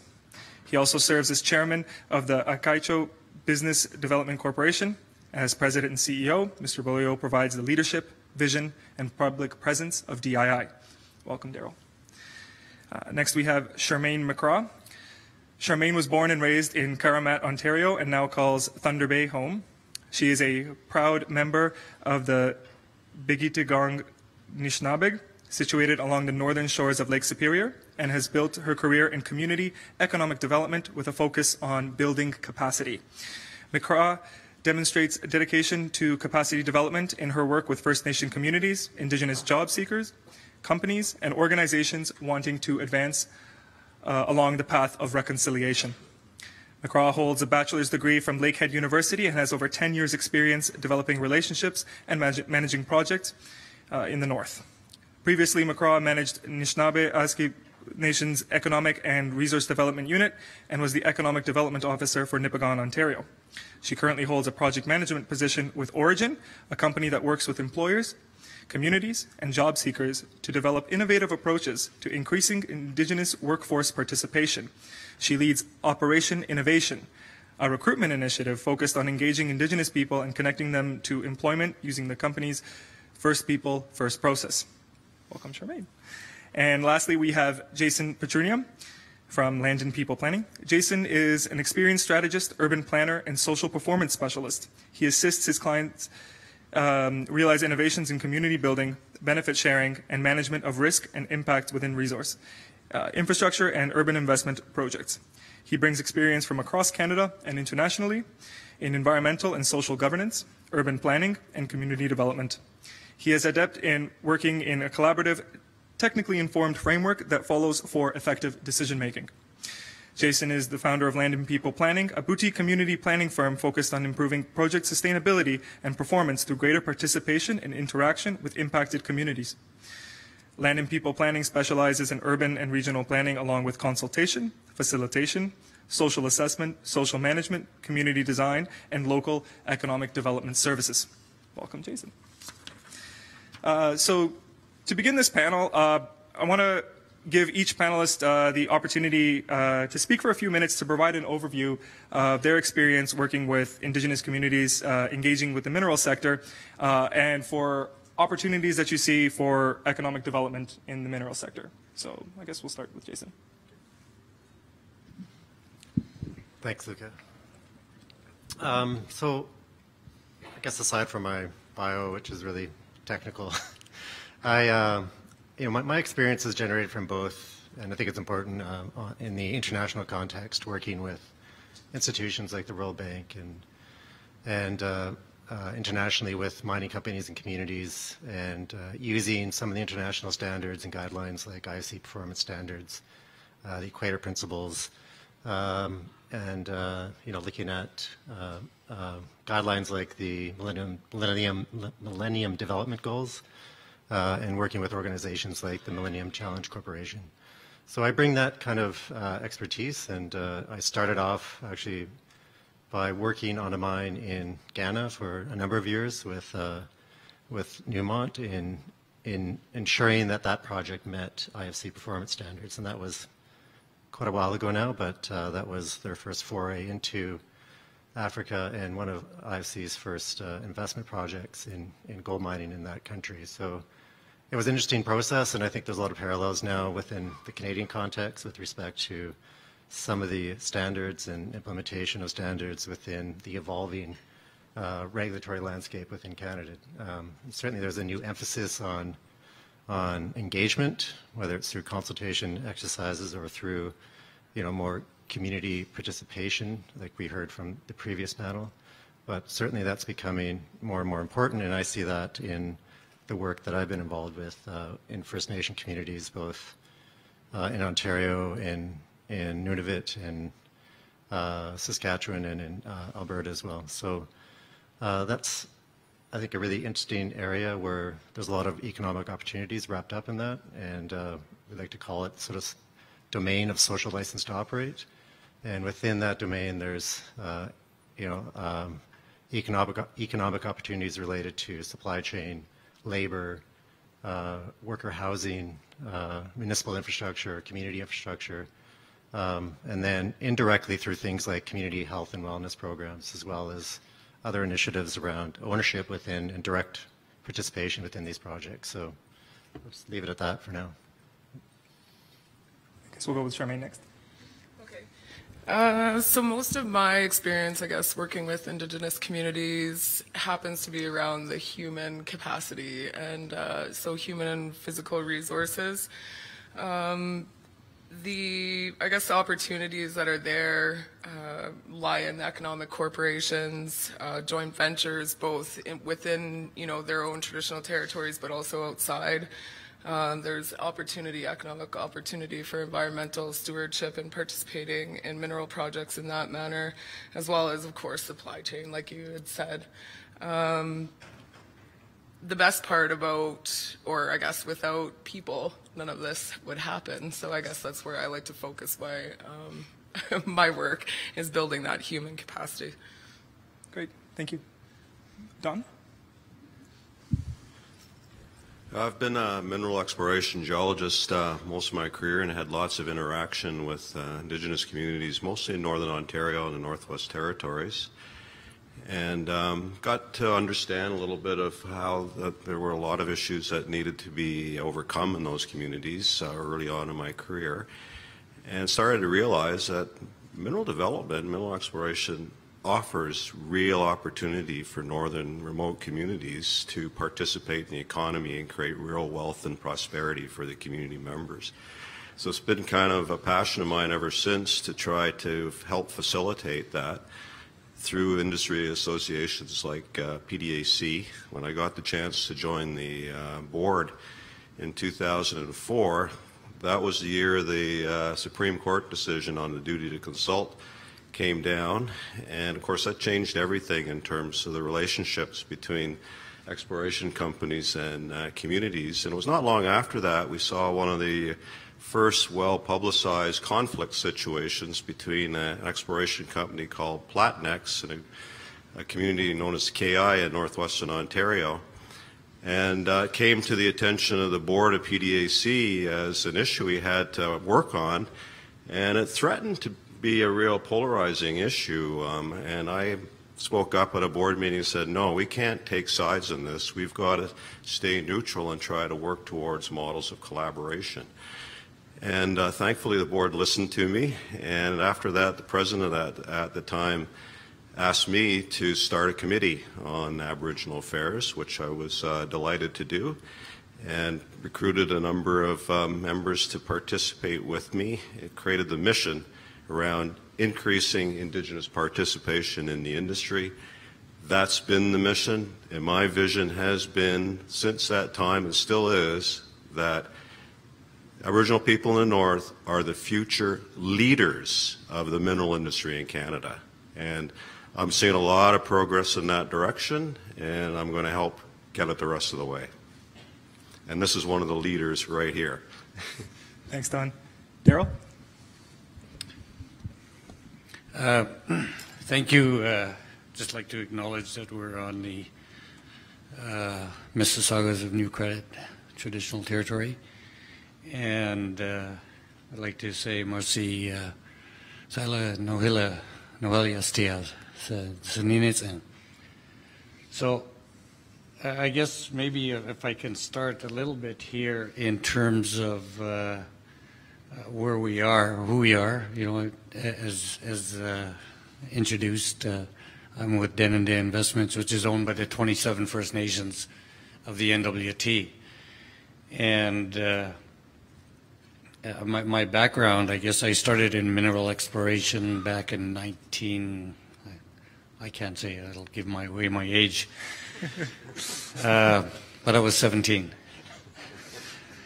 In any case, I spent about 17 years with various companies and eventually got into Indigenous leadership and focused on the business side of things for a number of years. And I've seen quite a bit of change over the years in terms of participation in the mineral industry. And you know, there was so many challenges, but there's a lot of opportunities yet, I see. And First Nations used to be seen as a business impediment, and to some extent still, but now is seen as more as a business imperative, as Dawn has mentioned, that you know, if you look at right across the country with our oil and gas pipelines, First Nations have an incredible amount of influence on what happens on their traditional territories. And I had mentioned in a previous discussion that if you look at Canada, 80% of Canadians live within 200 kilometers of the U.S. border. 60% of that 80% live in 4 or 5 major cities. And north, I think a few miles north of Toronto is what you call north here. But, you know, in the Yukon and NWT and none of it, it's 40% of Canada's total landmass. And if you look at the other 2/3 of the provinces, if you look at a picture of the evening lights, it's pretty dark. There's no infrastructure. But guess what? That's where all the minerals, oil and gas, all the resources are. And guess where the Indigenous people live? That's exactly where they live. So that the influence there is going to be huge moving forward, and I think Dawn has caught on to the right direction, that that's where people are going to start moving. And we've all heard the, you know, no funding, no capital, anything for projects, especially Indigenous projects. Albeit true, there is a lot of capital out there. We just got to find the projects, and the people got to get a return on their capital. But I think most things that's on the minds of Indigenous people is their participation in these projects. Now we've started the discussion. The Dene Nation passed a resolution a number of years ago supporting, and it's a historic resolution, resource development and resource corridors. And we've been moving that Indigenous-led infrastructure ahead, slowly, but albeit it's moving. And just recently, we brought the Inuvialuit, the Métis, and the Dene together to look at how we can prioritize those projects so it'll stimulate the economy of the North and stimulate capital investment by mineral and oil and gas companies, and eventually stimulate the economies of the Indigenous communities in the North. So that, I just wanted to give you a little bit of background, and thank you. Thank you, Daryl. And actually, to your point there, so oftentimes we hear that central to supporting Indigenous businesses is the issue of a lack of access to capital and loans. And so as opportunities grow for Indigenous communities to access capital, what sort of impact has this had on businesses and economic development? And what does this mean for the mineral sector moving forward? So I guess we can start with Jason for this one. Sure. I think Daryl's probably more the expert in this, but we'll go along. you know, in my experience, it's really in the early days of project development now, and even exploration through project development, supply chain is a huge consideration, and partnerships are at the core of that, and joint ventures, as some of the panelists have mentioned already.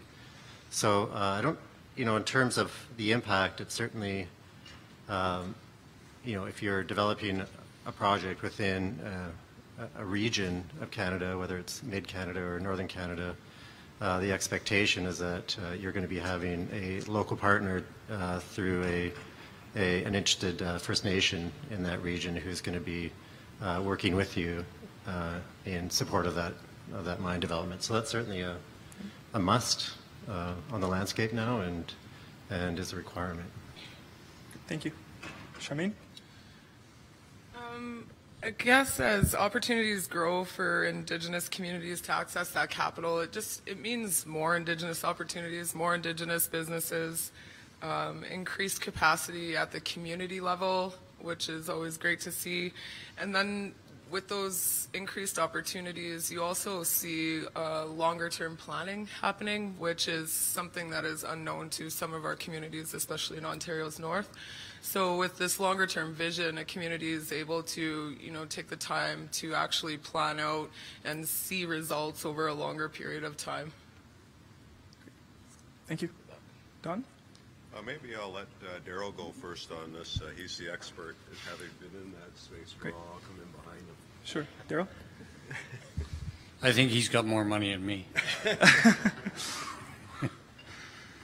No, I think in terms of the lack of access to capital and loans and the opportunities growing here, the increased, I think increased Indigenous interest and equity ownership in mining and oil and gas developments.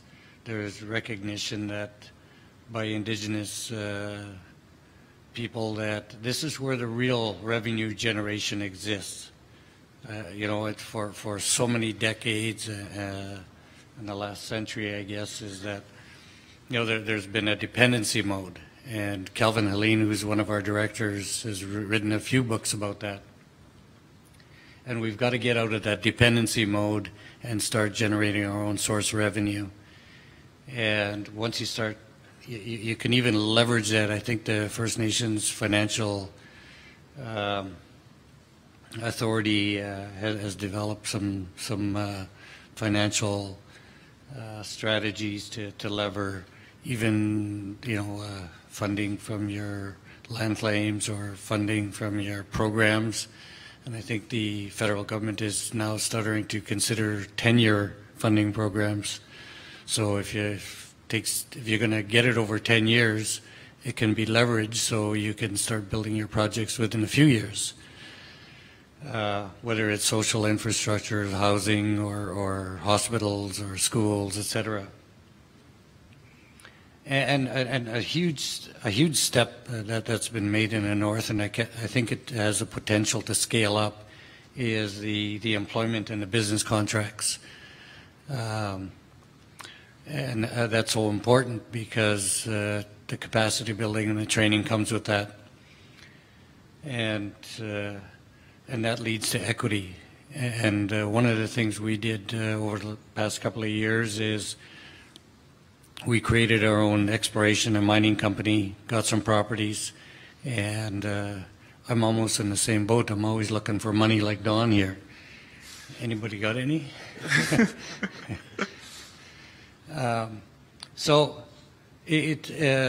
And that leads to Indigenous participation in resource development. That creates certainty for investors and a huge potential for benefits to Indigenous communities. you know, for own source revenues, for employment, training, and business opportunities. Thank you. Go ahead. I'll add to that. So Daryl and I actually participated in a conversation this morning on a similar subject organized by the government of Northwest Territories on how to facilitate more collaboration, cooperation between companies and Indigenous business. And the point came up that, you know, equity participation, that's pretty challenging because of the large amounts of capital that are needed to develop kinds of mines we've seen in the past, developed in Northwest Territories and elsewhere. How is an ECDEV corporation or a First Nation supposed to find that amount of capital? And indeed it is challenging to do that for something that's already been found as a mine and has been through feasibility and is going to require $1 billion to develop it. But that equity participation doesn't have to start at that point in time. It can start right when the claims are staked. And that's where I see the real opportunity for Indigenous people in the North is to just develop the skills as prospectors. And prospecting is just traversing the land and collecting information about the natural environment, except instead of focusing on the flora and fauna, focus on the rocks and minerals. Bring along a rock hammer in addition and look for signs of mineralization and outcrops. You find something, stake it. Once you've got that property staked, those claims stakes, you own it. And then you can go looking for other equity partners to come in and work with you on it. So I was trying to remind people not to forget about that as sort of the basic way to achieve equity participation in mineral development at the early stages. And another way now that I'm trying to awaken people to the opportunity in the Northwest Territories with our project is some of these new emerging materials, things like lithium and rare earths that we're involved with in Avalon, are materials that do not have large markets. So they're not really well suited to developing at a very large scale at the initial stages. It's actually better to develop these at a small scale and get your product into the market and then build scalability into it as you establish yourself as a reliable producer and grow your business as demand for these new materials grows. We're certainly going to see growth in demand for lithium and rare earths. So I'm trying to suggest that this creates a really interesting opportunity for Indigenous business to get in at an early stage because often the capital requirements are not hundreds of millions or billions of dollars. It might be a few tens of millions of dollars, and that kind of capital for a project that has demonstrated that it's an economic opportunity represents a real investment opportunity for Indigenous business to get a real equity stake and grow the business and the value of that and then be able to extend that into other business opportunities. So, and these are all emerging materials, and I like to remind people we've got them all in Northern Canada. They're there to be found and developed. Let's do it before it happens elsewhere in the world. I just want to add to Don because I think something we've missed over the years, and it's not put out enough, and I'm aware that the Cree Mineral Exploration Board in Quebec have an excellent program in terms of the Grand Council of the Crees, the Quebec government, and the federal government actually fund some of their trappers and some of the people that live on the land to collect samples while they're out there because they know the land best. And that was one of the models that I looked at when we created DEMCO and said, look, why don't we do something like that in the north, because our people are on the land and it'll stimulate our younger youth to get into the geosciences and be able to go out on the land and work where their grandfathers or grandmothers were. So now you've connected a new way of making a living and being on the land where your ancestors were from, and start generating revenue that way, whether they're trappers or hunters or gatherers, etc. And so it connects our past with a current economy. You know, it's certainly an example of an innovative mechanism to address these issues. Charmaine, did you have something to add? I just wanted to add, like, so this is changing. More and more of our own Indigenous businesses, First Nation businesses are participating.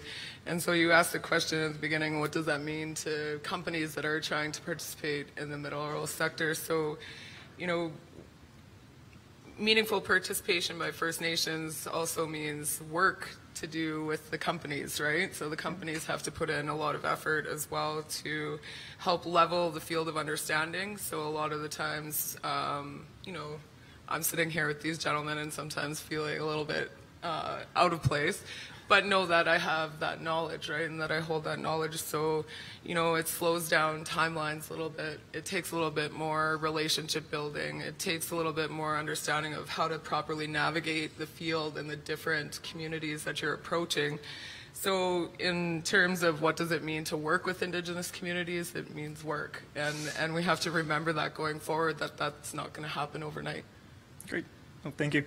And actually, as a follow-up to that, I think it's a great segue into our next question on what impact does capacity and capacity support building programs have on the ability for Indigenous communities to develop these businesses that participate in the mineral sector, and sort of what gaps do you think exist, and how are these overcome?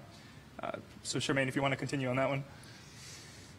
So, I mean, when we look at, well, in the communities that I have experience working with, capacity is definitely the biggest issue, right? A lot of our communities are faced with stuff that they have to react to on a daily basis. So, you know, they're constantly putting all of their human resources towards making sure the community is running smoothly.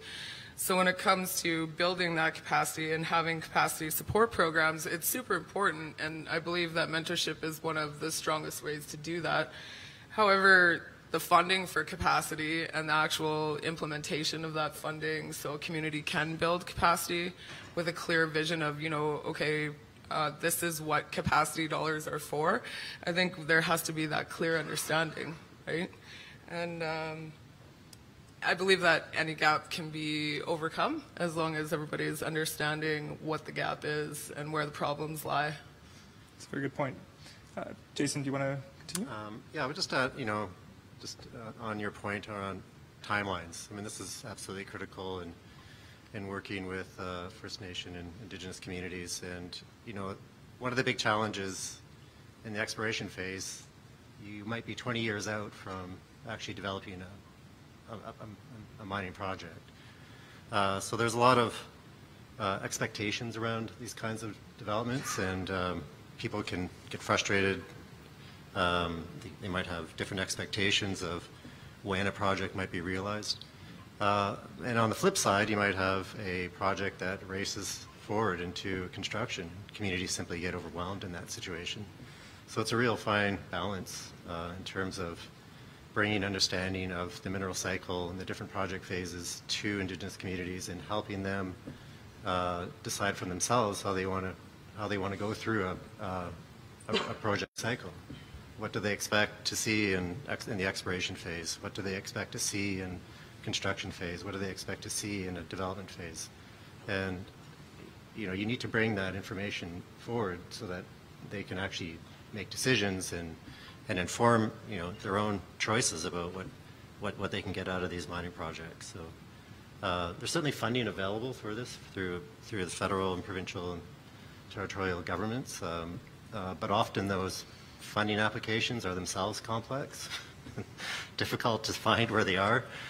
So there's a lot of work just in terms of getting funding and getting these communities with the right support so that they can begin to go down that journey themselves. No, that's a good point. It's almost like capacity to access this capacity support. So, Daryl or Don? I got to go back to the Mine Training Society or committee that was started back in the 90s in the NWT, where the whole idea was to start training people, you know, to develop the skills and the capacity to work at the diamond mines and other mines. I think that's the key there is that we weren't going to train people for training's sake, that there had to be a job at the end of that training. They had to have a job. And it's been running for quite a few years, almost 20 years now. And it was a partnership between industry, government, and the Indigenous communities. So I think that's worked well. And, you know, some of the barriers or the issues is the lack of federal and territorial Indigenous procurement policies when I started looking towards the business side. And then you still got communities with poor social conditions. You know, there's housing, there's, and then of course government-to-government relations. You know, Indigenous government to federal and territorial or provincial relations is something that's got to be worked on and continued to be developed. Now, I think part of that is federal procurement policies. I don't know if the provinces, and I know the territorial government doesn't have Indigenous procurement policy, but I wanted to go back not to the government procurement policies, but to industry procurement policies. And in terms, let's look at Fort McMurray as an example, the Northeastern Alberta Business Association, which is an association of Indigenous businesses. They started up, they had Syncrude and Suncor, basically their mining operations. And NABA there created a link, it's called Red Link, I think, I'm not sure if they use it, but all of the contracts that these big mining companies had would be put on there, and the Indigenous businesses had an opportunity to bid on it. And if they didn't have the capacity, then they worked with the, you know, they got the technical capacity to be able, and the financial capacity to be able to bid on those things. So now you got Chief Jim Boucher, who's investing $500 million in a tank farm. You got Dave Tucker, who generates $100+ million a year, and you know, and you got the Fort McKay, Fort McMurray, the Métis, doing very well. So I think that's a model to look at in terms of industry and looking at the Indigenous business being able to not only take equity in the projects, but to take equity in major components of making your project successful. Okay, thank you. And so, sorry, Don, did you have anything to add? Not a whole lot. I think the Mine Training Society I'd like to characterize as a really good start on the skills development for capacity building in communities, and we need to see more of that model implemented elsewhere, perhaps improved on elsewhere. I'm seeing other examples. I work in the Kenora area. There's a facility there called the Seven Generations Institute that actually, I think, provides a bit of a different variant model on the Mining Trading Society, in that it's designed to work with both the developer and the communities to find where the gaps are in skills development, and then tailor their programs to meet those needs, so that the graduates know they're going to have the skills to fill positions in that new operation. And that's an example of another way it can be looked at successfully. Okay, thank you. And so it was mentioned earlier that the life cycle of a project is really long, and there are certainly unique opportunities for economic development and business development at each particular stage. And so the question I have for the panel is, what are some innovative strategies to ensure that economic development opportunities for communities continue and are sustained throughout the life cycle of a project? I don't know if anybody wants to jump on that. Oh, there we go. I'll do it. For sure. I mentioned earlier the Cree Mineral Exploration Board is a good model to take a look at in terms of, you know, a program for trappers and youth getting involved in the industry. I know the federal government's working on their Arctic policy framework, and I think that's probably, you know, should it be done right should be able to leverage some strategies to get industry and Indigenous development coexisting for, beneficial to both parties. In the Yukon First Nations Chamber of Commerce, has been having the Arctic Indigenous Investment conferences and talking about infrastructure and Indigenous-led infrastructure, Indigenous-led financing for infrastructure, of course partnering with the financiers of the world. And most recently, we're in the process of creating the NWT Indigenous Coalition, Economic Coalition. And in BC, you have the First Nations Major Project Coalition. I think Saskatchewan, they've got a cooperative that they're working together. And across the north, the Inuit Development Corporations Association is developing right across the Northern Territory, right into Nunatsiavik. So, First Nations Infrastructure Institute, there's a whole bunch of things happening across Canada. I think government, industry, and has all got to see that and start leveraging that for mutual benefit. Thank you. Does anybody else want to add anything on it? Charmaine? Yeah, sure. So I think when we're thinking of the beginning of a project and we want it to last, or the opportunities, we want them to be communicated throughout the entire life cycle of the project, I think that we need to make sure that we're sharing some of these ideas with the entire community. So a lot of the time a company will come in to a First Nation and talk with Chief and Council, and then they check that box, right? So I think that making sure that the youth of that community have an understanding of the impact of the project and the opportunities is a key important point. Also, make sure that any economic opportunities are planned together, right? So if you don't plan with the community for the life cycle of the project and you kind of just come in deciding what is happening, it's going to be detrimental to those plans or those opportunities continuing. So making sure that we're working together,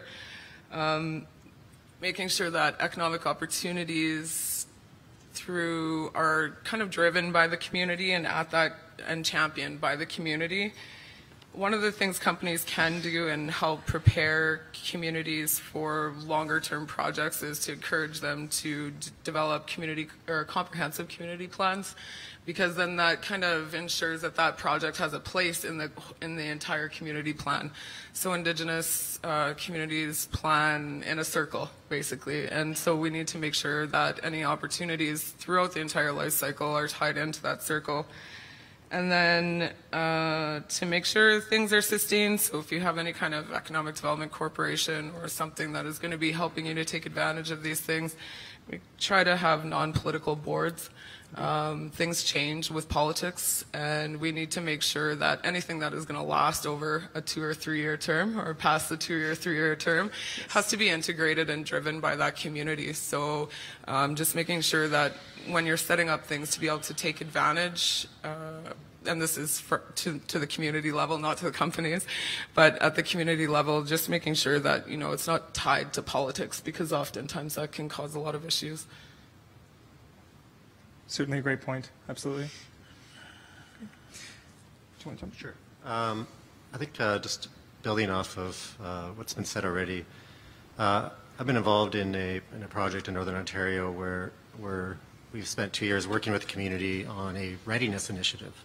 So again, an area, say a region, where there are multiple exploration projects, and it's sort of new for the First Nation that was involved, but in that readiness initiative, we really went through the full breakdown of, okay, this is what's in the mine plan currently. Here are the various opportunities. Here's what they're going to be doing in the exploration stage. Here's what they're going to be doing in construction. Here's what they're going to be doing in operation. Mapping out the opportunities along the way, and then helping to facilitate decision making around, well, which businesses do we want to develop so that we can take advantage of these opportunities as they arise, either where we are currently in the exploration phase, or if this project gets financing as it proceeds through to construction and development. And one of the key aspects of that was to say and to look beyond just the mineral sector. Obviously, in this region, there are other economic development opportunities, forestry and infrastructure, hydro. So it's to really start looking at looking at the region, but understanding what the various economies are that are in play, and how can you leverage skills in one area to exploit these opportunities in other areas. So that was really, I think those kinds of readiness initiatives need to be sustained, and they need to go through an implementation phase, because again, it comes back to capacity building, skills development within those communities, and it does take time. Yeah. Don? Yeah, just building on Charmaine's point on the economic development corporations and how they need to be managed like a real business with an independent board of directors. I think that's really key for First Nations. They must have an economic development corporation and get it structured properly right from the start. But sadly, there are many examples that I'm familiar with in Northern Ontario of communities that do not yet have any economic development corporation.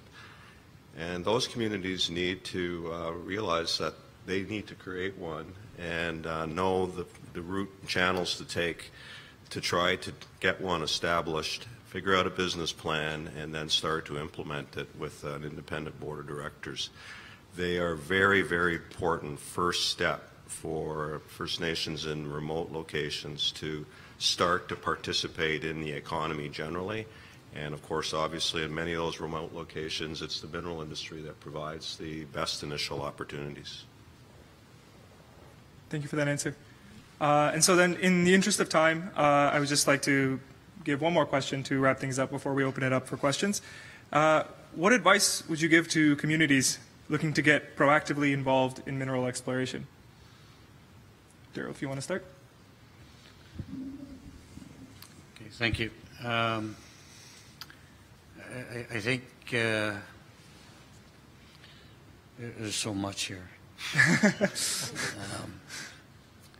I mean, land use plans, economic policies are huge. Now, when I say land use plans, it's the Indigenous communities that's developing these land use plans, because they know their backyards better than anybody else in terms of water, in terms of wildlife, in terms of environmental considerations.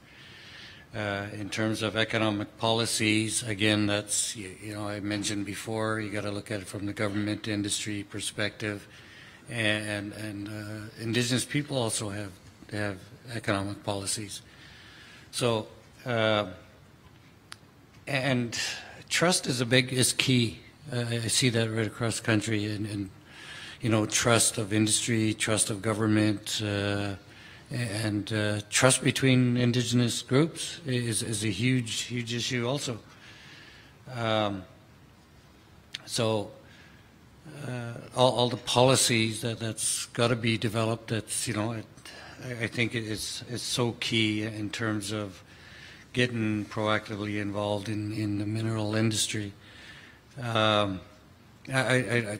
think I should leave you with at least one success. Because we tend sometimes to dwell on the negatives.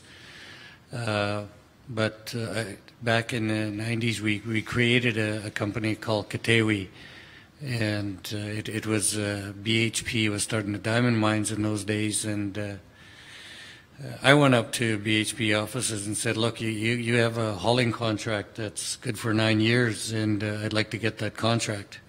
Well, the president, Jim Excel, at the time says, well, Daryl, I can't give it to you because Joe over in the Tlacho wants that contract. If I give it to you, I'll piss him off, and if I give it to him, I'll piss you off. So we said, well, why don't we work together on that? Give it to both of us. So we created a company together, and we negotiated a $45 million contract over 9 years. Wow. And the thing is that we didn't have 2 nickels to rub together. And so But there was some IBA dollars that was going to come down in the future. And it was unique because the company said, look, you put in half the equity, we'll lend you half the equity, and then we'll go to the bank together and we'll get the other 80% of the dollars required to buy all the trucks and the equipment and getting all set up to do this. And this was in October, and we had to order the equipment from Sweden. And I had to go to Washington, and in Washington, I think they had an earthquake that year, and the building that was finishing the trucks and the equipment collapsed. And we had a timeline of making the winter road on April 1st before it shut down. And finally, we got the equipment to Red Deer, had it painted in Edmonton on March 31st. The drivers came up from Yellowknife, drove it up right to site, and they shut the winter road down. Everybody is sweating like crazy, but I think that's it's if you really want to do it, if industry and Indigenous people want to work together, they can do it. You know, and that's one example. And I know there's a few across the country, but I think we got to focus and build up on those things, because that's what's going to help drive the economy of our respective territories in the country. That's a great answer. Thank you. Whoever else wants in? Another success story I think is coming along is your Dayton Joe Corporation. You started many years ago. It's becoming bigger and bigger participant in the economy in the Northwest Territories. And that's an example of the kind of initiative that we need to see happen elsewhere across the country. We haven't talked a lot about education, and it really is so important, not only for the youth, and we've talked a little bit about that through the Mining Matters program, the Indigenous youth camps, get the kids out in the land to learn more about minerals, rocks, and how they're relevant to modern society and what kind of opportunities they create. But it's also important to create better awareness in the broader community as to what are the opportunities that the mineral sector presents. And the fact is that we have an uphill battle in that regard in many communities where environmental NGOs have gone in ahead of the mineral industry and spread fear about the risks of mineral development. No, you don't want any of that happening here. They're just going to poison the water. And that's difficult for us to overcome without making sure that the community is educated and able to recognize that that's not entirely true. Sure, there are risks, but there are also opportunities, and environmental impacts can be managed. And increasingly new technology is coming along to make it even easier to manage the risks associated with mineral development. People look at the mines of the past, 30 or 40 years ago, as what's the future, and that is not the case. What we're seeing now is a whole new generation of mineral development projects coming along, taking advantage of new technology. In many cases, won't even need to use water in the processing of the ores, using a lot less of the dangerous reagents that have been used in the past, and doing it at a different scale that allows for remediation of these sites as you develop them.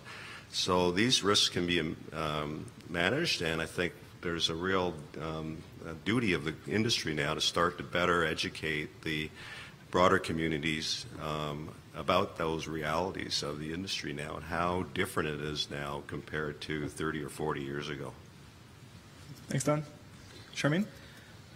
I think the best advice I can give to communities that are looking to get involved in the mineral sector is find a community that can be your mentor. So find a community that is doing really well and learn from them. The best experiences I've ever had are most of the time are out on the land and with my family and learning the different traditions. And I think that that can happen the same way between communities or even between levels of government, like with the Community Economic Development Initiative, right, with the federal Canadian municipalities.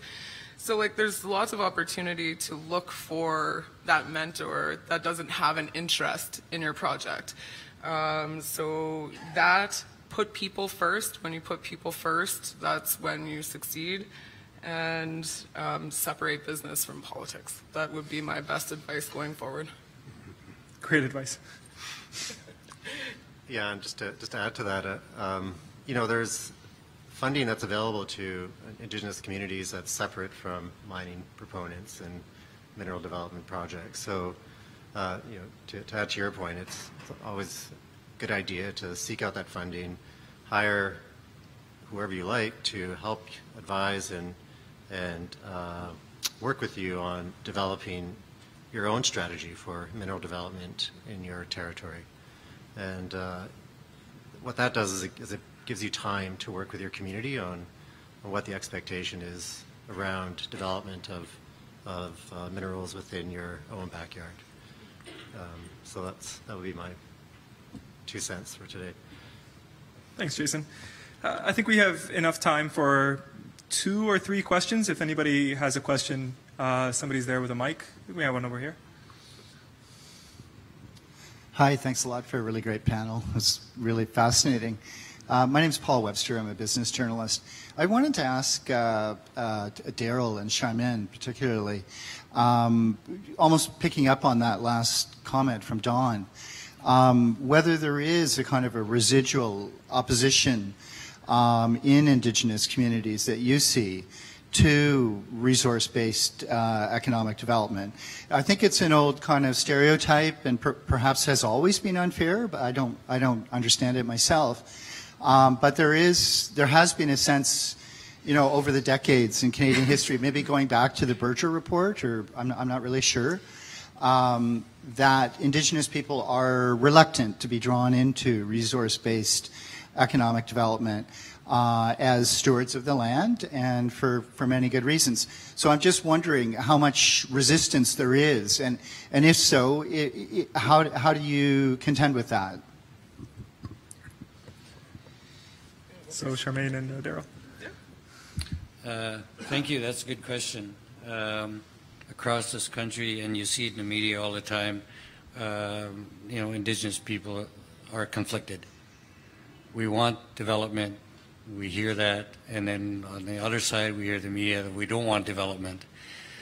You know, and there's a joke going around that says, you know, some of my friends are for it and some of my friends are against it, and I'm with my friends. But, you know, seriously, if you look at the history of Indigenous people in this country, and I said it before, we're dependent on government programs, etc. And, you know, if the rest of Canada was dependent on government programs, I don't think we'd have the quality of life we have here today that we live in. And you can, you know, I'd like you to visualize the quality of life in the communities that don't have no infrastructure. And you see it on the news sometimes. But then, at the same time, you know, things are changing, and the younger generations are getting educated. They're seeing what the possibilities are, and more across this country, you're wanting to see development. That development is providing own source revenue, is providing jobs, is providing for education, scholarships, and employment, and which will lead to housing and community infrastructure and hospitals and health and wellness in the communities. Now, you know, I can get a little blunt about environmental groups from the U.S. coming up and saying this is not good for you. Well, they're not providing no jobs, they're not providing no housing, they're not providing no employment.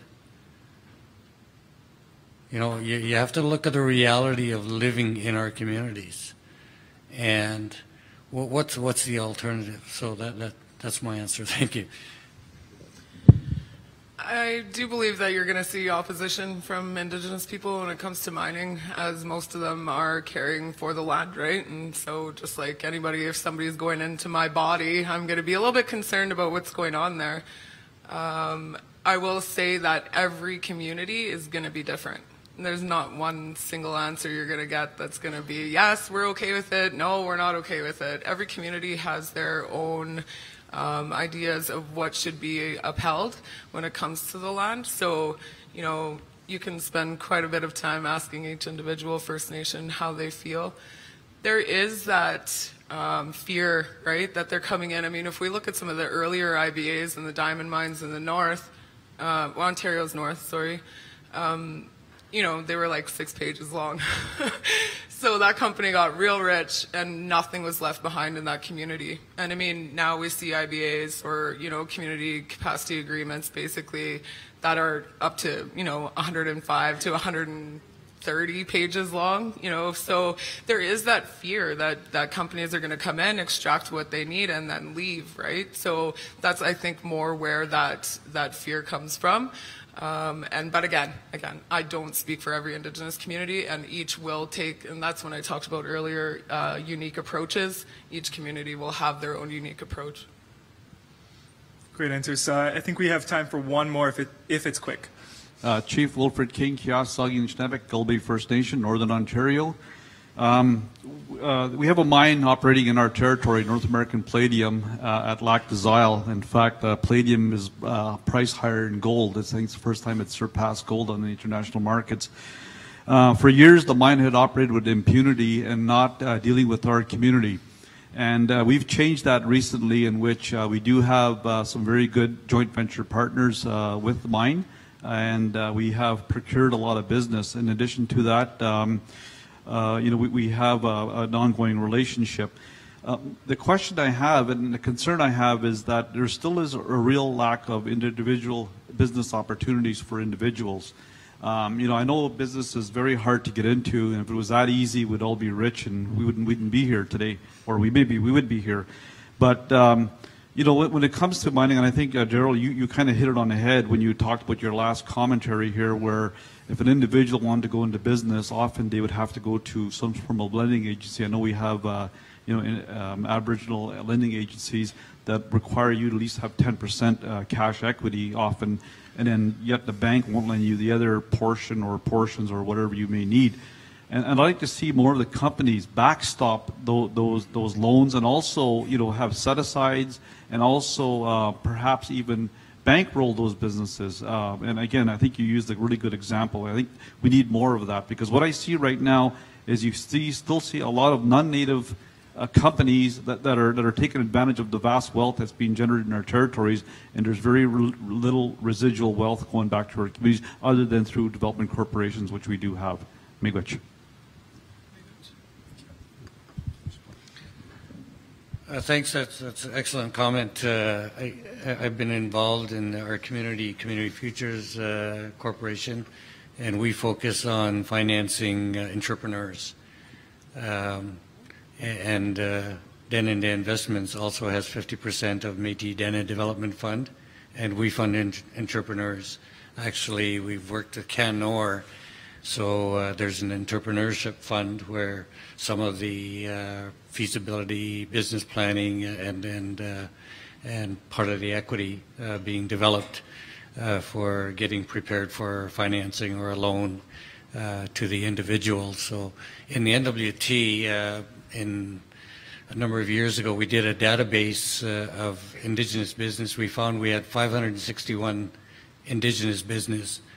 About 100 were development corporations with their partnerships, and the rest were all moms and pops and individual businessmen that were electricians, plumbers, you know, there were stakers, there were, you know, a whole wide scope of businesses, and I think that's a real growing sector.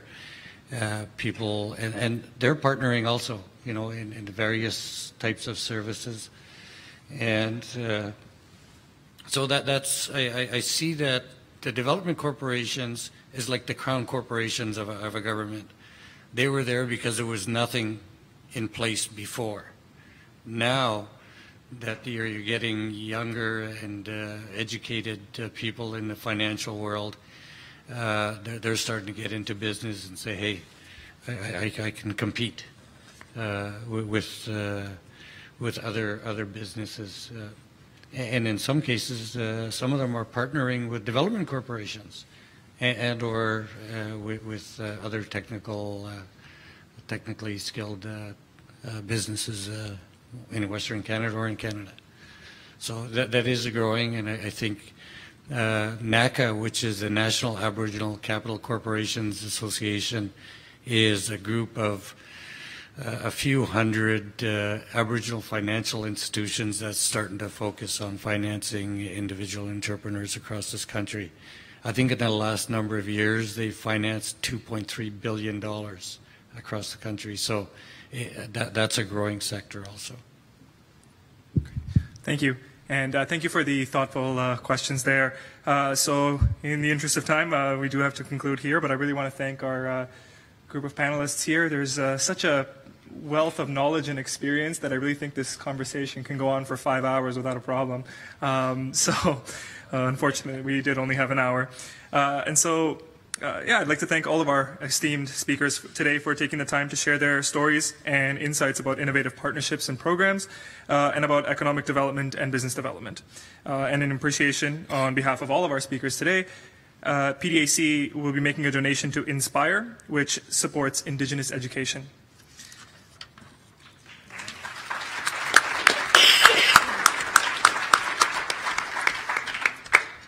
In addition, your feedback on today and your ideas for next year's Aboriginal program are very important to us. Attendees of this session will receive an email after the convention for input, and I really encourage you to do that. That really does help shape what we discuss. So thank you once again, and we'll now be having our reception from 4:30 to 5:30, sponsored by Fasken. And if Kevin O'Callaghan is in the room, I welcome you to the podium. So thank you, everybody. Thanks.